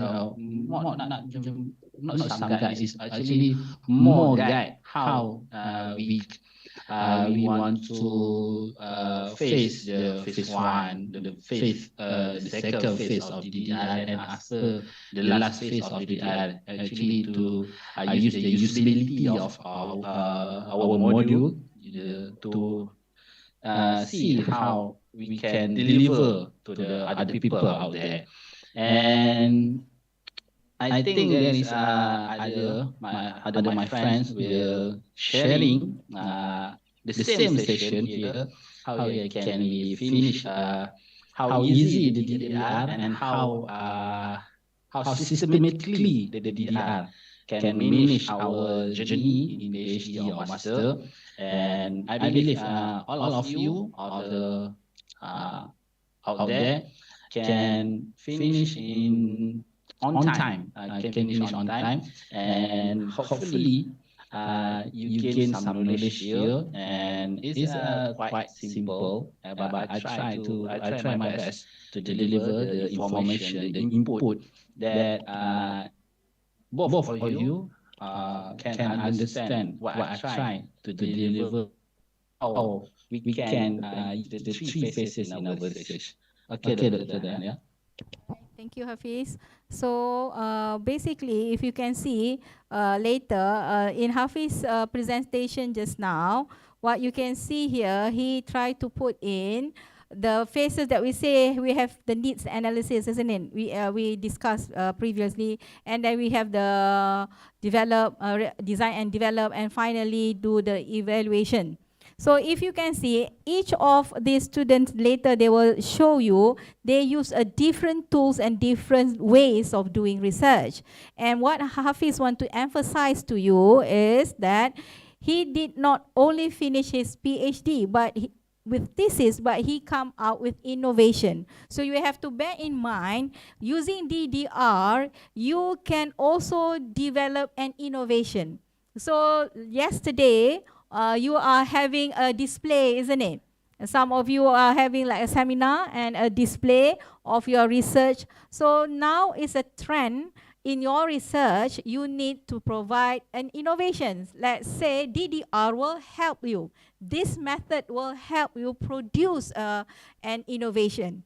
So when you say that you are developing a tool just now, assessment tool. In Hafiz's case, he developed a module. So not only a module is like not a textbook, a module we use in a course or we use in the class to teach. And he developed a module. Apart from the module, he developed a website to help teacher how to use his module. And he also produced an apps for the teacher to use. So you see that you have to be creative in your research. Don't just produce one thing when you can produce many things. So what Hafiz want to emphasize here is that you are able to do a lot when you use DDR. So for any lecturers here who are going to finish to try to do your PhD, I would suggest come and do DDR. So let us now, thank you very much, Hafiz. Thank you. Now, thank you.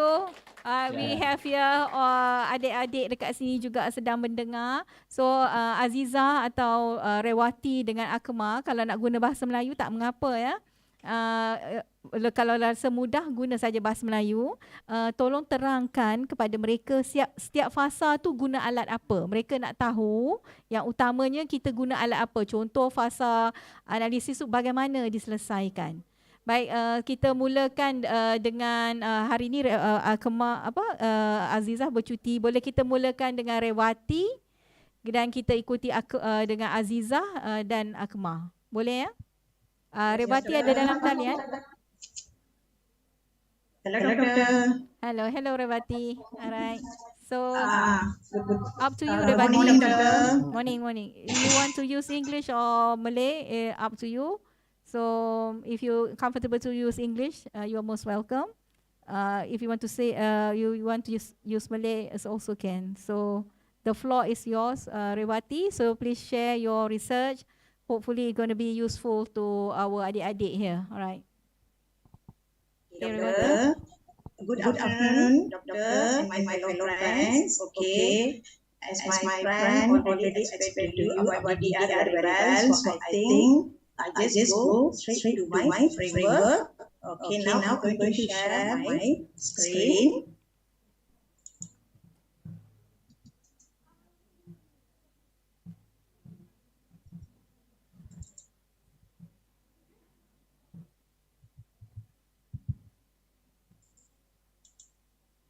Is it okay, Doctor? Is it clear? It's coming, Rewati.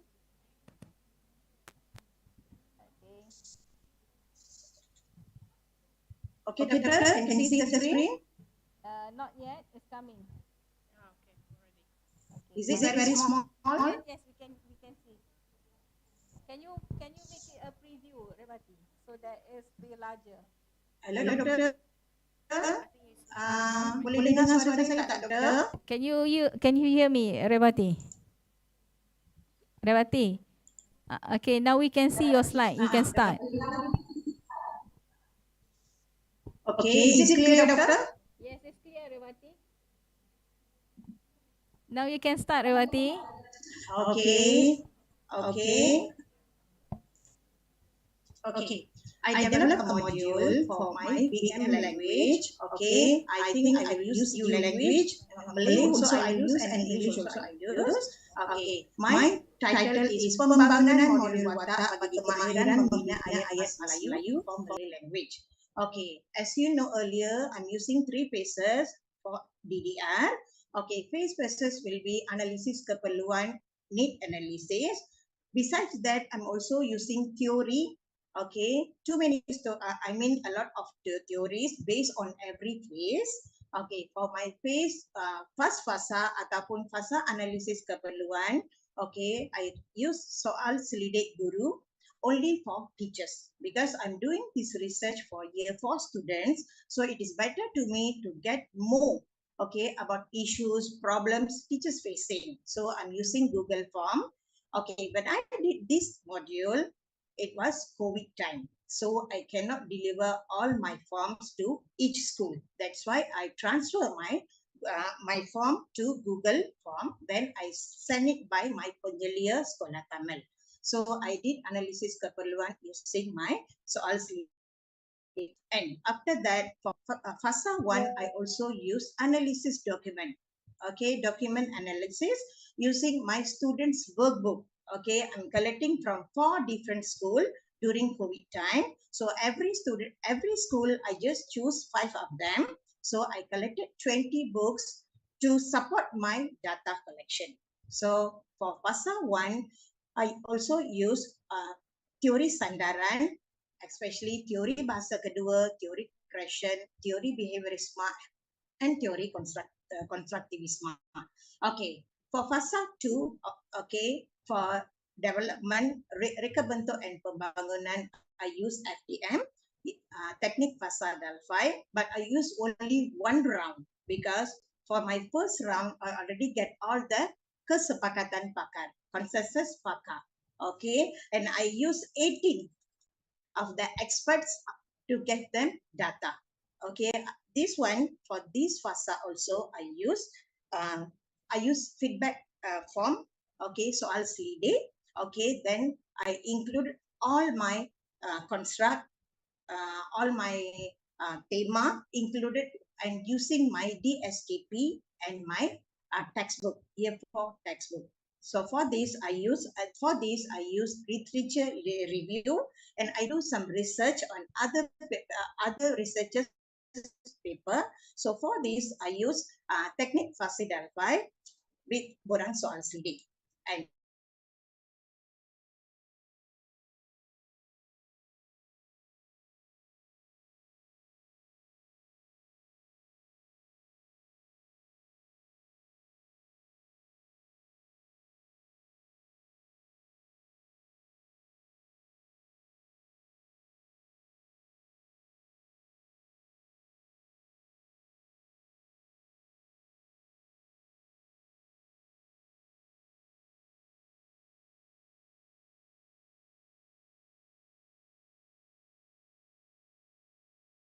that means my module is capable to use in schools. So for this, I use Teknik NGT. I didn't use Ujian Pra or Ujian Fasta for my module because I want teachers to evaluate my module and I want to get really good feedback from them.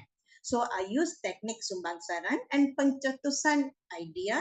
Okay, I use Kumpulan Kecil, group discussion. Okay, for this, I use model Maclip. Then for my module also, I use Gaya Pembelajaran Fielder Silverman. Okay, which we call Gaya Pembelajaran Sekundal learners. And then I use module Curriculum Taba and also module Pembinaan module CD. Okay, so overall, I also use DDR for my module, and for me, I suggested better PhD students to use use DDR. Okay, when we use DDR, we can get a good feedback from the experts. Okay, and their knowledge we can use it to do our innovation also. Okay, and my module also I use for innovation because I use Jadwal Ansur Maju for all the students, and I also use scaffolding. Okay, I'm using theory constructivism. Only the part I use is scaffolding to make students understand better how to construct sentences using scaffolding. So overall, I use 3 phases of DDR, and for me, DDR is a very good system, very good method, and everyone should follow this. Okay, doctor?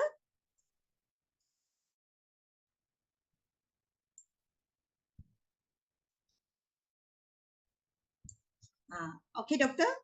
Is it okay?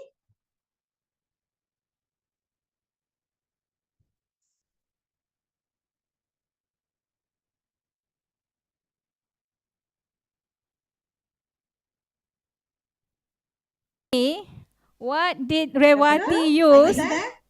Yes, I'm here, Rewati. Can you just stay there? Yeah. Okay. Yes, doctor. Yeah. Okay. So now we are freeze there. Okay. So Rewati, you can stay there. So for those who are in this room, can you tell me what did Rewati use in her first phase of analysis? Just now, what did she use? If you are listening, what did Rewati use? Hafiz, he did not explain just now, but Rewati did explain. So what did Rewati use for her need analysis phase?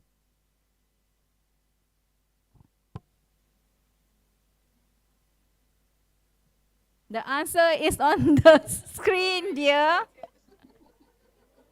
The answer is on the screen. I know it's gonna, I totally understand all of you are tired. I'm tired too. Let us finish this journey together. I just want you to understand. Yeah. Anyone? What's on the screen say? Yes. Yes, dear. All right. So use the first phase of the needs analysis. Use Google Form to know the needs analysis for to the students. of buku penulisan murid. Yeah. So she used the one that analysis document is the document analysis, and she analyzed the students' writing. So just now I said to you, if you want to develop a tool to assess the writing, so when you need to do the need analysis, this is one example. So I will go on to another students before we end. We have two of students, so that you can see all this example of the need analysis will be different from one research to another research. So I hope I am giving you ample of example. So we will call for Aziza. Aziza, can you hear me? I'm here. So Aziza, can you hear me, Aziza? Boleh, Doktor. Aziza boleh teruskan pembentangan Aziza. Terutama sekali Aziza terangkan bahagian apa? Bahagian Aziza untuk fasa-fasa tu Aziza. So this is my third PhD student, the same as Rewati and Hafiz. 3 of them register on the same day and they finish on the same day as well. Alhamdulillah. Next week they are going for their convocation. Alhamdulillah. And they can use their title as doctor. So I hope all of you are going there. So just listen to them. You know, you get an idea later on the things that you can do. Alright Aziza, jangan lupa ya Aziza, terus pada yang fasa tu Aziza. Yang ni pun boleh sekejap. Okey, teruskan Aziza. Okey. Baiklah, Assalamualaikum warahmatullahi wabarakatuh dan selamat sejahtera.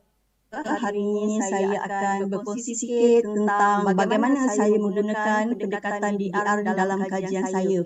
Okey, yang pertama sekali, sebelum kita menggunakan pendekatan DDR atau menjalankan kajian, kita perlu memastikan bahawa kita memilih teori yang sesuai untuk melaksanakan kajian ini. Seperti dalam skrin ini, saya tunjukkan teori-teori yang saya gunakan. Ada beberapa teori yang saya gunakan dalam kandungan, kemudian dalam aktiviti membaca dan dalam elemen bahan bacaan.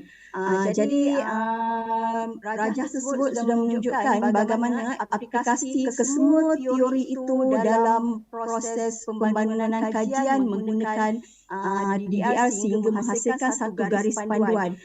Untuk pengetahuan semua, saya membangunkan garis panduan pelaksanaan program komuniti membaca, iaitu bagaimana hendak melaksanakan program membaca dalam beberapa komuniti seperti komuniti sekolah, keluarga, masyarakat dan kejiranan.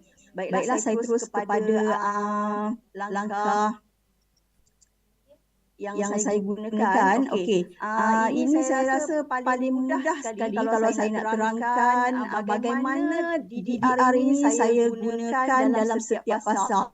Okey, macam dalam fasa yang pertama, untuk pengetahuan semua ya, kita membangunkan sesuatu instrumen mesti berpandukan model sandaran. Dalam setiap fasa tu mesti ada model sandaran. Model sandaran yang saya gunakan dalam fasa analisis keperluan ialah model McPhilip ya. Kemudian saya menghasilkan instrumen temubual para struktur daripada model tersebut dan saya analisis guna SLSPI. Okey, untuk dalam fasa reka bentuk dan pembangunan, saya menggunakan temubual. Temubual tersebut menggunakan model rangka kerja 6 pelibatan perkongsian sekolah, keluarga dan komuniti. Okey, bermakna item temubual yang saya bangunkan mesti berpandukan kepada model ini kerana model ini sangat sesuai digunakan bagi melaksanakan program membaca dalam kalangan komuniti. Okay, ya. Kemudian saya menggunakan temubual fasa pertama untuk fasa pertama dengan literatur tu untuk membangunkan soal sidik. Bermakna dalam fasa yang kedua tu saya gunakan dua kaedah, iaitu gunakan temubual dan literatur untuk membangunkan soal sidik. dan juga menggunakan satu lagi temu bual yang kedua. Ini berdasarkan keperluan ya. Macam saya gunakan temu bual yang kedua dalam fasa ini kerana terdapat keperluan untuk menguatkan lagi dapatan daripada Fazli Delfi. Maksudnya sekarang ni saya nak mengukuhkan lagi dapatan, saya gunakan temu bual. Okey, kemudian untuk menstruktur garis panduan buku tu, untuk menyusun garis panduan tu, saya berpandukan model Mayer. Okey ya. Dan untuk fasa penilaian yang terakhir, saya menggunakan item temu bual secara struktur.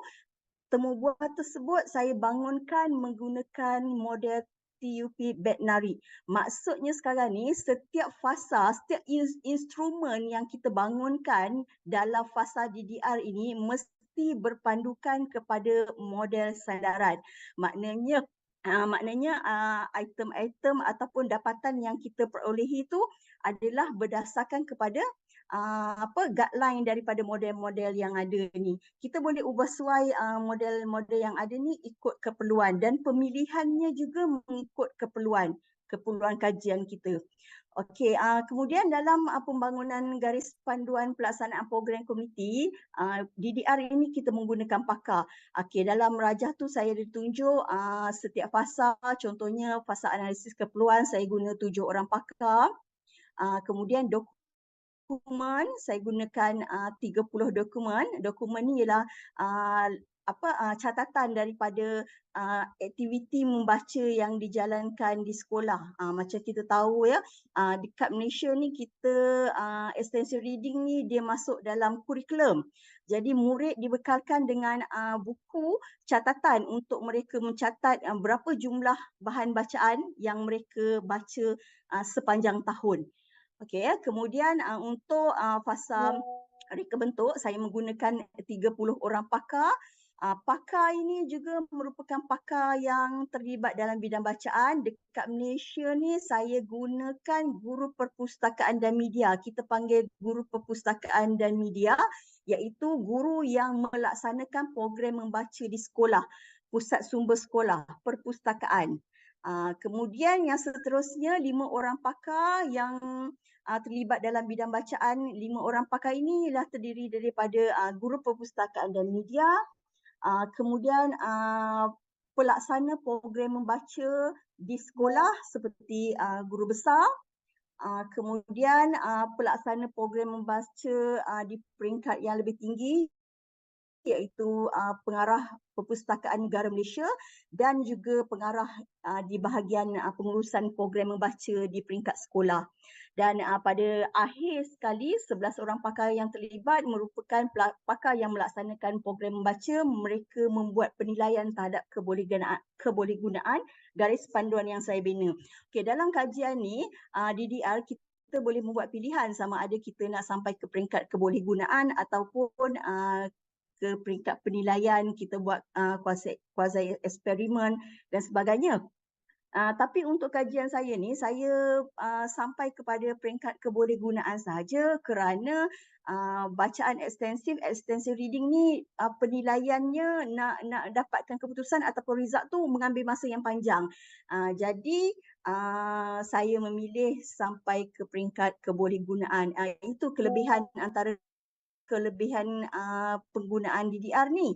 Kita boleh pilih sama ada kita nak sampai ke peringkat kebolehgunaan garis panduan ataupun kita boleh juga buat eksperimen.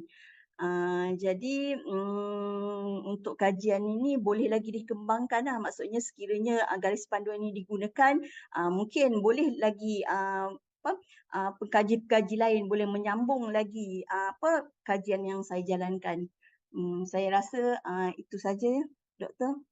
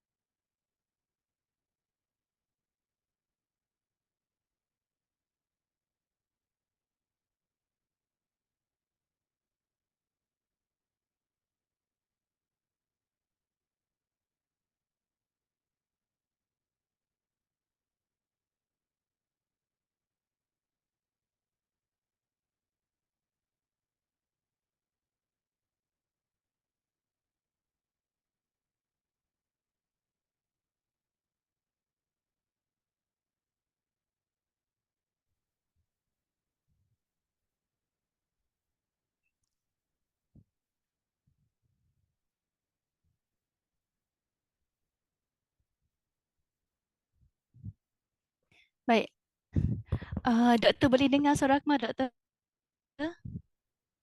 Baik, Assalamualaikum dan selamat sejahtera.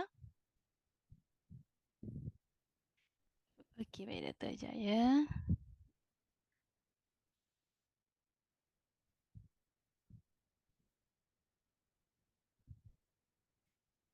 Okey. Baik, okey. Assalamualaikum dan selamat sejahtera. Baik, saya Nur Akmal binti Maknawi. Jadi, saya sebenarnya di bab 6 di bahagian perbincangan, kesimpulan dan cadangan. Alhamdulillah, doakan saya sedikit saja lagi. Okey, saya telah menghabiskan untuk fasa ketiga lah. Jadi, secara ringkasnya, saya nak kongsikan di sini lah. Jadi, tajuk kajian saya ni sebenarnya saya nak membangunkan sebuah modul dinamakan modul Prigal Kohesi. Prigal ni dalam bahasa Jawa, kalau sebutannya Prijel. Kalau saya silap, maafkan saya.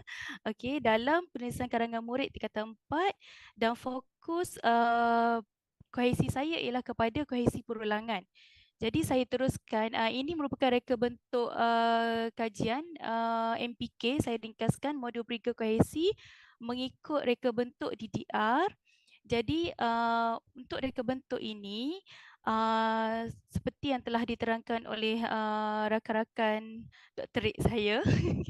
Okey, ada 3 fasa. Jadi untuk fasa pertama iaitu analisis keperluan. Jadi saya menggunakan 2 kaedah di sini. Okey, yang pertama ialah kaedah temu bual separa berstruktur. Yang ini melibatkan 8 orang pakar dan analisis data ini menggunakan LST. Kaedah kedua yang saya gunakan ialah analisis dokumen, iaitu saya menganalisis kandungan 200 penulisan karangan murid daripada 2 buah sekolah, dan analisis data ini menggunakan perisian Encon untuk melihat kekerapan penggunaan kohesi perulangan. Jadi untuk fasa 1 ni secara ringkasnya saya ataupun penyelidik lah, kita ingin melihat di lapangan adakah terdapat keperluan untuk kita mereka bentuk modul kita tu. Jadi seterusnya kita pergi kepada fasa kedua.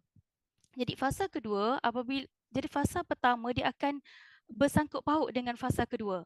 Jadi untuk fasa kedua dia ada 2 peringkat. Pertama reka bentuk dan juga yang kedua pembangunan. Jadi untuk peringkat pertama reka bentuk modul, berdasarkan analisis keperluan tadi, setelah membuat triangulasi data dan sebagainya, jadi ada elemen dan konstruk yang disenaraikan oleh penyelidik. Jadi untuk melihat reka bentuk itu, kaedah yang digunakan ialah soal selidik, fazi dan fai. Sebenarnya untuk kaedah ini bermacam-macam lah yang boleh digunakan. Jadi saya memilih soal selidik, fazi dan fai untuk saya mendapatkan kesepakatan pakar yang terlibat di sini 15 orang untuk melihat senarai elemen dan konstruk yang telah saya senaraikan untuk saya bina modul saya. Seterusnya, saya pun membina modul. Setelah modul dibina, saya pergi kepada peringkat kedua dalam fasa kedua, iaitu pembangunan. Jadi pembangunan ini, pembangunan modul itu saya nak lihat sejauh mana modul saya dapat digunakan di lapangan. Jadi saya menggunakan kaedah soal sidik kandungan melibatkan 4 orang pakar, menggunakan kaedah content validity index. Kemudian di fasa 3. Di fasa 3 ni saya menggunakan kaedah eksperimental. Yang ini saya nak menilai keberkesanan modul yang telah dihasilkan. Jadi kaedah eksperimental yang dipilih ialah jenis pra-eksperimental, iaitu melibatkan satu kumpulan sahaja, iaitu kumpulan eksperimen untuk melihat kesan intervensi modul kepada kumpulan tersebut. Jadi sampel ni yang terlibat ialah 30 sampel yang terlibat dalam pra-ujian dan juga pasca ujian. Jadi 2 kaedah yang saya gunakan di sini ialah untuk melihat keberkesanan modul. Yang pertama, analisis pencapaian markat secara statistik deskriptif, itu untuk melihat perbezaan mean sebelum dan selepas intervensi menggunakan modul MPK tadi. Seterusnya, kaedah kedua yang saya gunakan ialah analisis dokumen. Analisis dokumen menggunakan perincian Encon untuk melihat kekerapan kata yang bertujuan untuk melihat perbezaan penggunaan 3 jenis kohesi perulangan kumpulan eksperimen tadi sebelum dan selepas intervensi menggunakan modul. Jadi begitu secara ringkaslah bagaimana saya menggunakan reka bentuk DDR untuk saya membangunkan dan juga saya melihat keberkesanan MPK yang dibina. Pada pandangan saya, kaedah DDR ini kalau saya nak compare dengan kaedah yang lain kerana lebih sistematik, sebab bila kita menghasilkan produk sangat penting bagi saya fasa 1 ya. Fasa 1 sebab kita kena lihat di lapangan adakah wujud masalah yang kita nyatakan di bab 2 ataupun di bab 1 di penyataan masalah kita. Kemudian kita reka bentuk berdasarkan fasa 1 tadi dan akhirnya kita menilai kembali modul yang telah kita bina. Jadi itu sahaja, Doktor. Student, if you see already 4 presentation, I hope it's clear how all the phase of the DDR works, the need analysis, the design and develop, and finally the evaluation. So according to Akma, what you can see, Akma presentation, if you can see, is very clear that she's also using AD. Just now in my slide, I said that how DDR method evaluation, isn't it? How it expand. We have a guest here, 4 late guests from yesterday. It's fine. Alright. So I'm sure you are very tired already. So I would like to say thank you to Aziza, Rewati, Hafiz, dan Akma. Thank you very much for this sharing. I hope this sharing give you an idea. And for Akma, Aziza, and Rewati, Hafiz, I hope you are going to move forward from your PhD. PhD is already over for you. So, right, help other people to finish their PhD. So, if any of you, because my student now, some of them, they are an expert doing analysis. So, if you want an Atlas TI expert, so I can invite them, and because they already get a certificate by the Atlas TI to do the analysis, so they can help you. So terima kasih bagi mereka yang dari UPSI, kalau nak keluar dah boleh keluar ya. Right? For those who are here. Alright. So we still have 20 minutes before 12. And some of you already raise up your hands. Some of you, as a teacher, I must understand the signal of saying that we have enough. I can totally understand that you have enough. For the things that I asked you to discuss, maybe we are not going to present it now, isn't it? So, but if you are willing to present, I am willing to hear. So, you decide whether we are going to have the presentation here now, or maybe you can send the slides to me, so I will see the answers from the slides. So, because if you're going to present, but I really hope you want to present it, because you are already prepared, or some of you not finished it yet. Just be honest, don't worry. Go on, maybe quick presentations from the groups. Do you want to present? Yes. Oh, they want to ask questions actually. Okay, so we will all so we decide not to have the presentation, but we go to the Q&A. All right, that's be great. Can you just give the slide Q&A slides? So I hope that you're gonna finish your work, and send the slides. Yeah, they have to send the slide to you. Yeah, send the slides. So my number, some of you have my numbers already. Send the slides. But you said here that you want to have the Q&A, so that it'll be good that you can ask questions to make it clear for you. All right. So I've opened the floor for any question.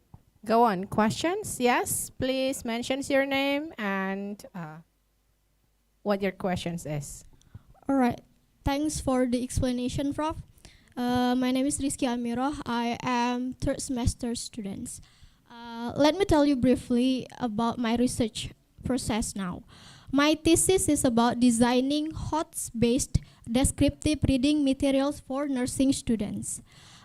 It employed a design research proposed by Ecker in 1999 with 3 phases, which are need analysis, designed, and the last one is evaluation and revision phase. There are 3 questions that will be explored in this research, such as finding out whether the product is valid, practical, and has potential effect, right? For validity and practicality, we ask for help from the validators. They are our lecturers, and find out students' responsive using questionnaire. Then to find out potential effect, I will conduct a reading test using the questions in the product that I designed before. There are 14 texts in the product because it adjusts to the number of meetings in one semester. We have 16 meetings, include midterm exam and also final semester exam. So the focus of the product is on reading skill using descriptive reading text. When we talk about reading skill, when we talk about reading practice, there are so many types, there are so many kinds of questions that can we use to make a practice, to make a reading practice, right? Such as multiple choice, essay, true false question, and so on. My questions are, can we only use one type of questions for reading practice in our product? And then how many questions are appropriate for each text that I developed? And the last one is to find out the potential effect. Should we give all the questions from 14 texts to students, or can we give them only like samples, such as only 3 texts, to know the students' reading score? Thank you. So basically, what you have done, you said that you have done your question that you want to know whether how many question.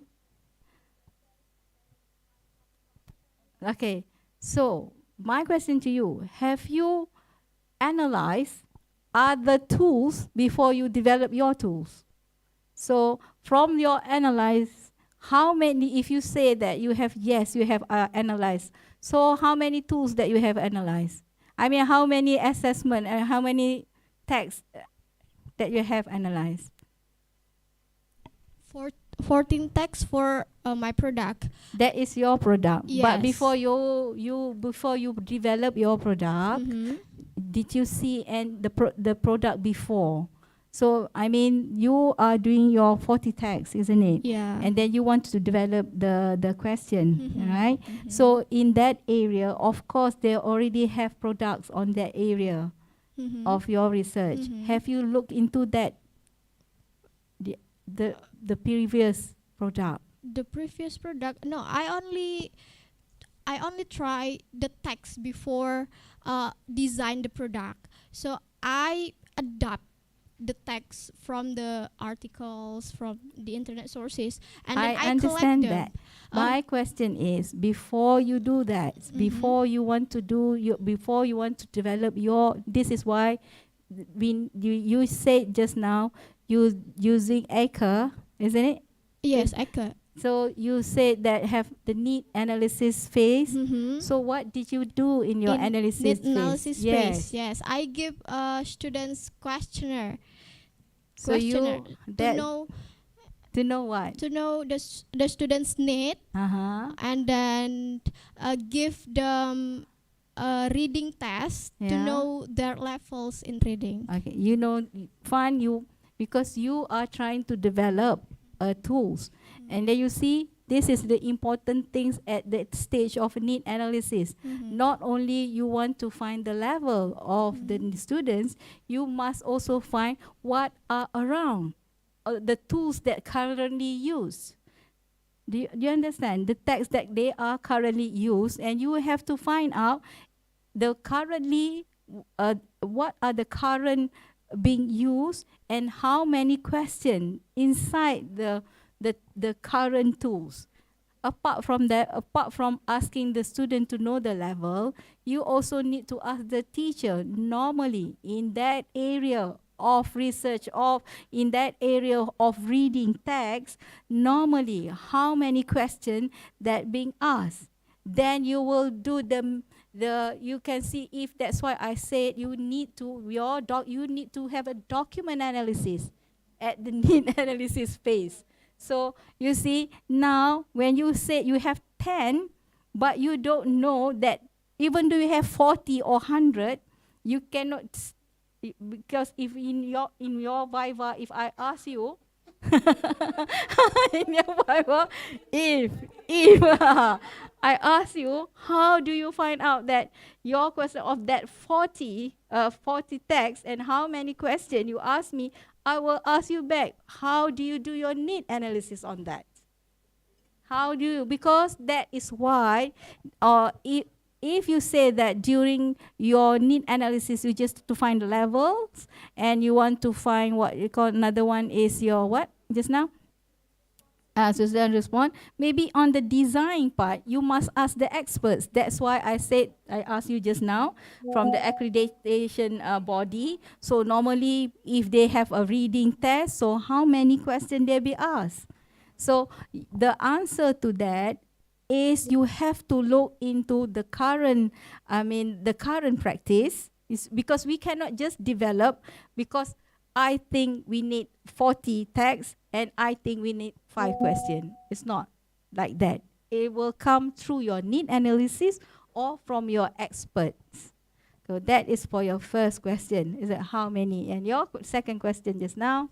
The types of questions. Yes, the type of question. It goes back. Yeah, that's why I said to you, use the DDR, because the DDR will guide you. At the phase to develop, you need an expert. That's why apart from needs an expert, you can do the document analysis. Then you will know, as I said just now, the expert will tell you what to put inside your tools. So by asking me now, I can know that there's a lacking in your way of doing the research on that part. When you are doing R&D, but it's not fully R&D. The R&D have some what we call some innovation, so that you will come out with a good tools, right? So for your third question, yeah, potential effect on what? To know our product has potential effect or not, like Alright. students get the highest or lowest scores by doing the questions on our product. Prof. Right. Can we just give all the question, because I have 14 tags? Yes. So it means that I have 140 questions. Yeah. Should I give them all the questions or only the samples, like 10 to 20 questions? Something like that? In the first place, you said just now, you develop 40 tags is because you have the semester 14. 14 tags, yeah, because 14? we have only 14 meetings you have in one 14. semester to learn the material. To learn the material. So since you already developed 14 according to the weeks, to the how many meetings you have, so in your justification that you did not make a sample as well. In terms of that 14, you can also say that I'm not going to do 14, I'm going to do sample. So then you will do a sample of group of students to answer your sample. But you already developed a 14, that means, so what actually do you want to test? Because in that 14 weeks, you are having different skills. Isn't it? In the text, you have different skills. So you cannot say that you are going to take a sample of it, because you are going to left out some skills. Let's say you are going to test on the week of first or second. you are going to say you are going to get all the numbers 1, 2, 3 only. You are going to test. But how about the rest of the skill? So you cannot see. So we are not testing the text. We are testing whether the student can get the skill that the text is that the text you use on the students. So you can bear in mind actually what do you want to do with the text. It's not about the text. It's about the skill. You can change the 14 weeks text. You can change any text, isn't it? But the skills is there. So unless you say to me the first and second week having the same skill, then you can take the sample. But if every week you are having a different skill, so you need to go through that, because your answer to the how the potential, whether it increase the skills of students, you can now justify that for the first week they are reading to identify what they are reading to identify main ideas, and maybe the next week they are going to identify the different kind of skill. So that is my answer. You have to look into the skill. If the skill is the same, yes, you can take a sample. But if it's not, you cannot. Because you cannot say that this student can read this text and compare to text number 1 and text number 10. Where else text number 10 might have an easier skill compared to text number 1. Do you get what I mean? So you have to decide, you have to look into what are the skills from the text. Right? All right, very clear. Thank you, Prof. Welcome. All right, I think it's very interesting discussions, and I believe they still have many questions, but it's quite impossible for us to all discuss in this moment. And here you have already shared your email address. So is it okay for the students if just in case they have something to ask, they can email you? And all right, so I believe this is a very fruitful and also a very insightful meetings for us, not only for you, but also for me as well, Dr. Dahlia. Really great insight that I got from this moment. And we can just have our workshop for today finished. And we do really believe that will be very meaningful and also helpful for you as a master degree students to do your research. And for those who are now conducting your research proposals or developing some kinds of research for your master degree, hopefully this workshop will be very helpful for you. All right, thank you so much, Dr. Dahlia, for your very insightful explanations regarding this DDR. And we can just finish our workshop for today. Thank you so much, everyone. And we close this workshop by saying Hamdallah. Alhamdulillahirabbil alamin. And I will give it back to our MC.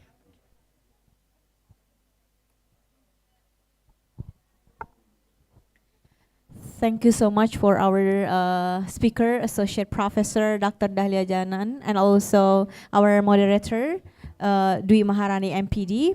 It was such a good discussions, yeah, even though actually maybe all of the students here have questions in their mind, but unfortunately we have very limited time. Maybe next time we are going to invite Professor Dahlia again for next workshop or general lecture.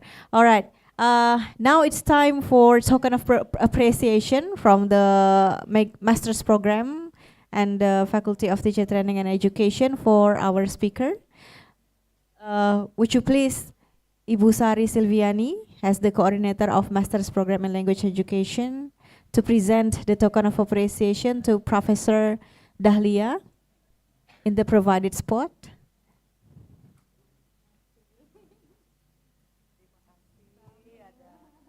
Yeah.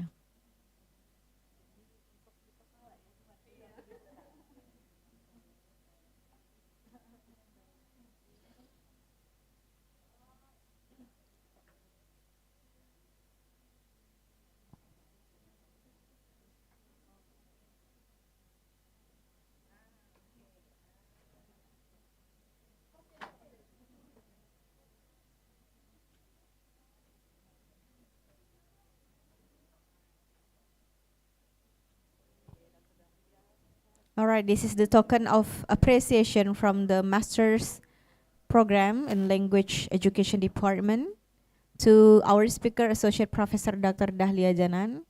Hopefully by every time when you look at this token, you will remember your visit. Yeah, thank you so much, Doctor. And another one? Yeah. A kind of traditional craft from Palembang.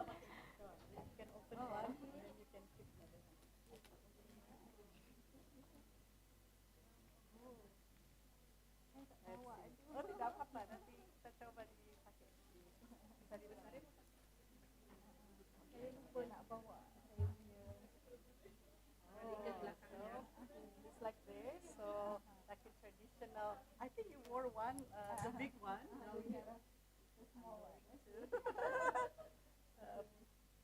This is not graduation, but an appreciation. I didn't bring my long one. Okay. All right. After this, we are going to invite all of the students here to join the photo session in the front. Would you please join Prof. Dahlia and Busari for photo session? Yes, all of the students. All the students.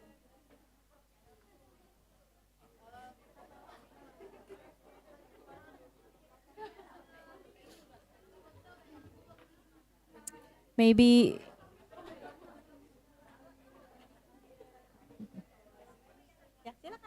yeah, all of you.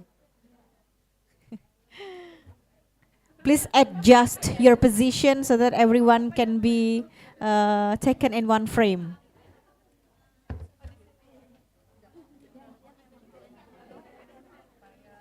Maybe some students need to sit down.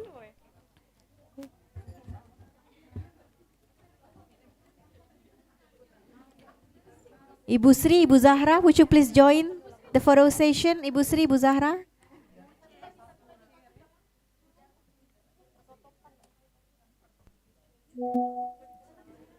So the speakers and the lecturers will be sitting down, and all of the students will be standing in the back and also will be sitting in the front. Dapat dah.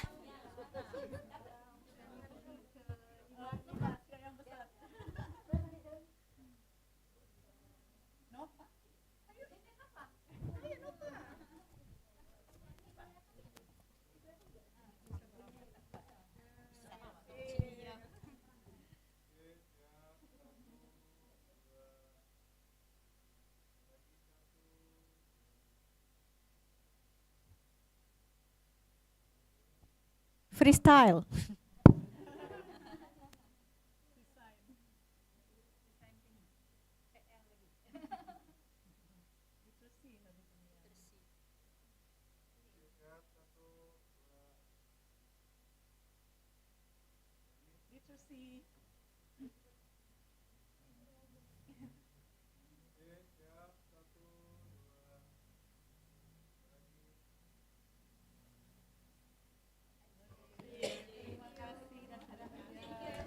Would you please return back to your seat, everyone?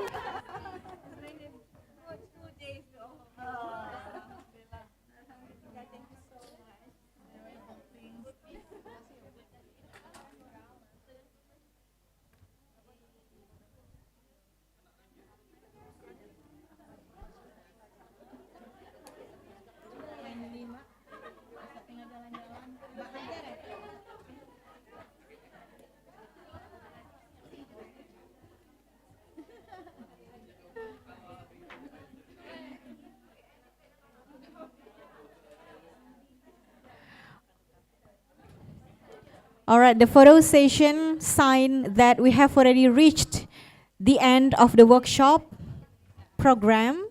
And again, thank you so much for Associate Professor Dr. Dahlia Janan, who has already shared her expertise to all of the students in our program. And thank you so much for all of the students and faculty members who have already joined this workshop. Hopefully we can learn a lot of knowledge and fruitful shared experiences from the speakers.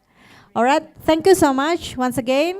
And let us close this workshop by saying Hamdalah. Alhamdulillahirabbil alamin. I'm Novalinga Pitaloka as the host today. Signed off. Wassalamualaikum warahmatullahi wabarakatuh.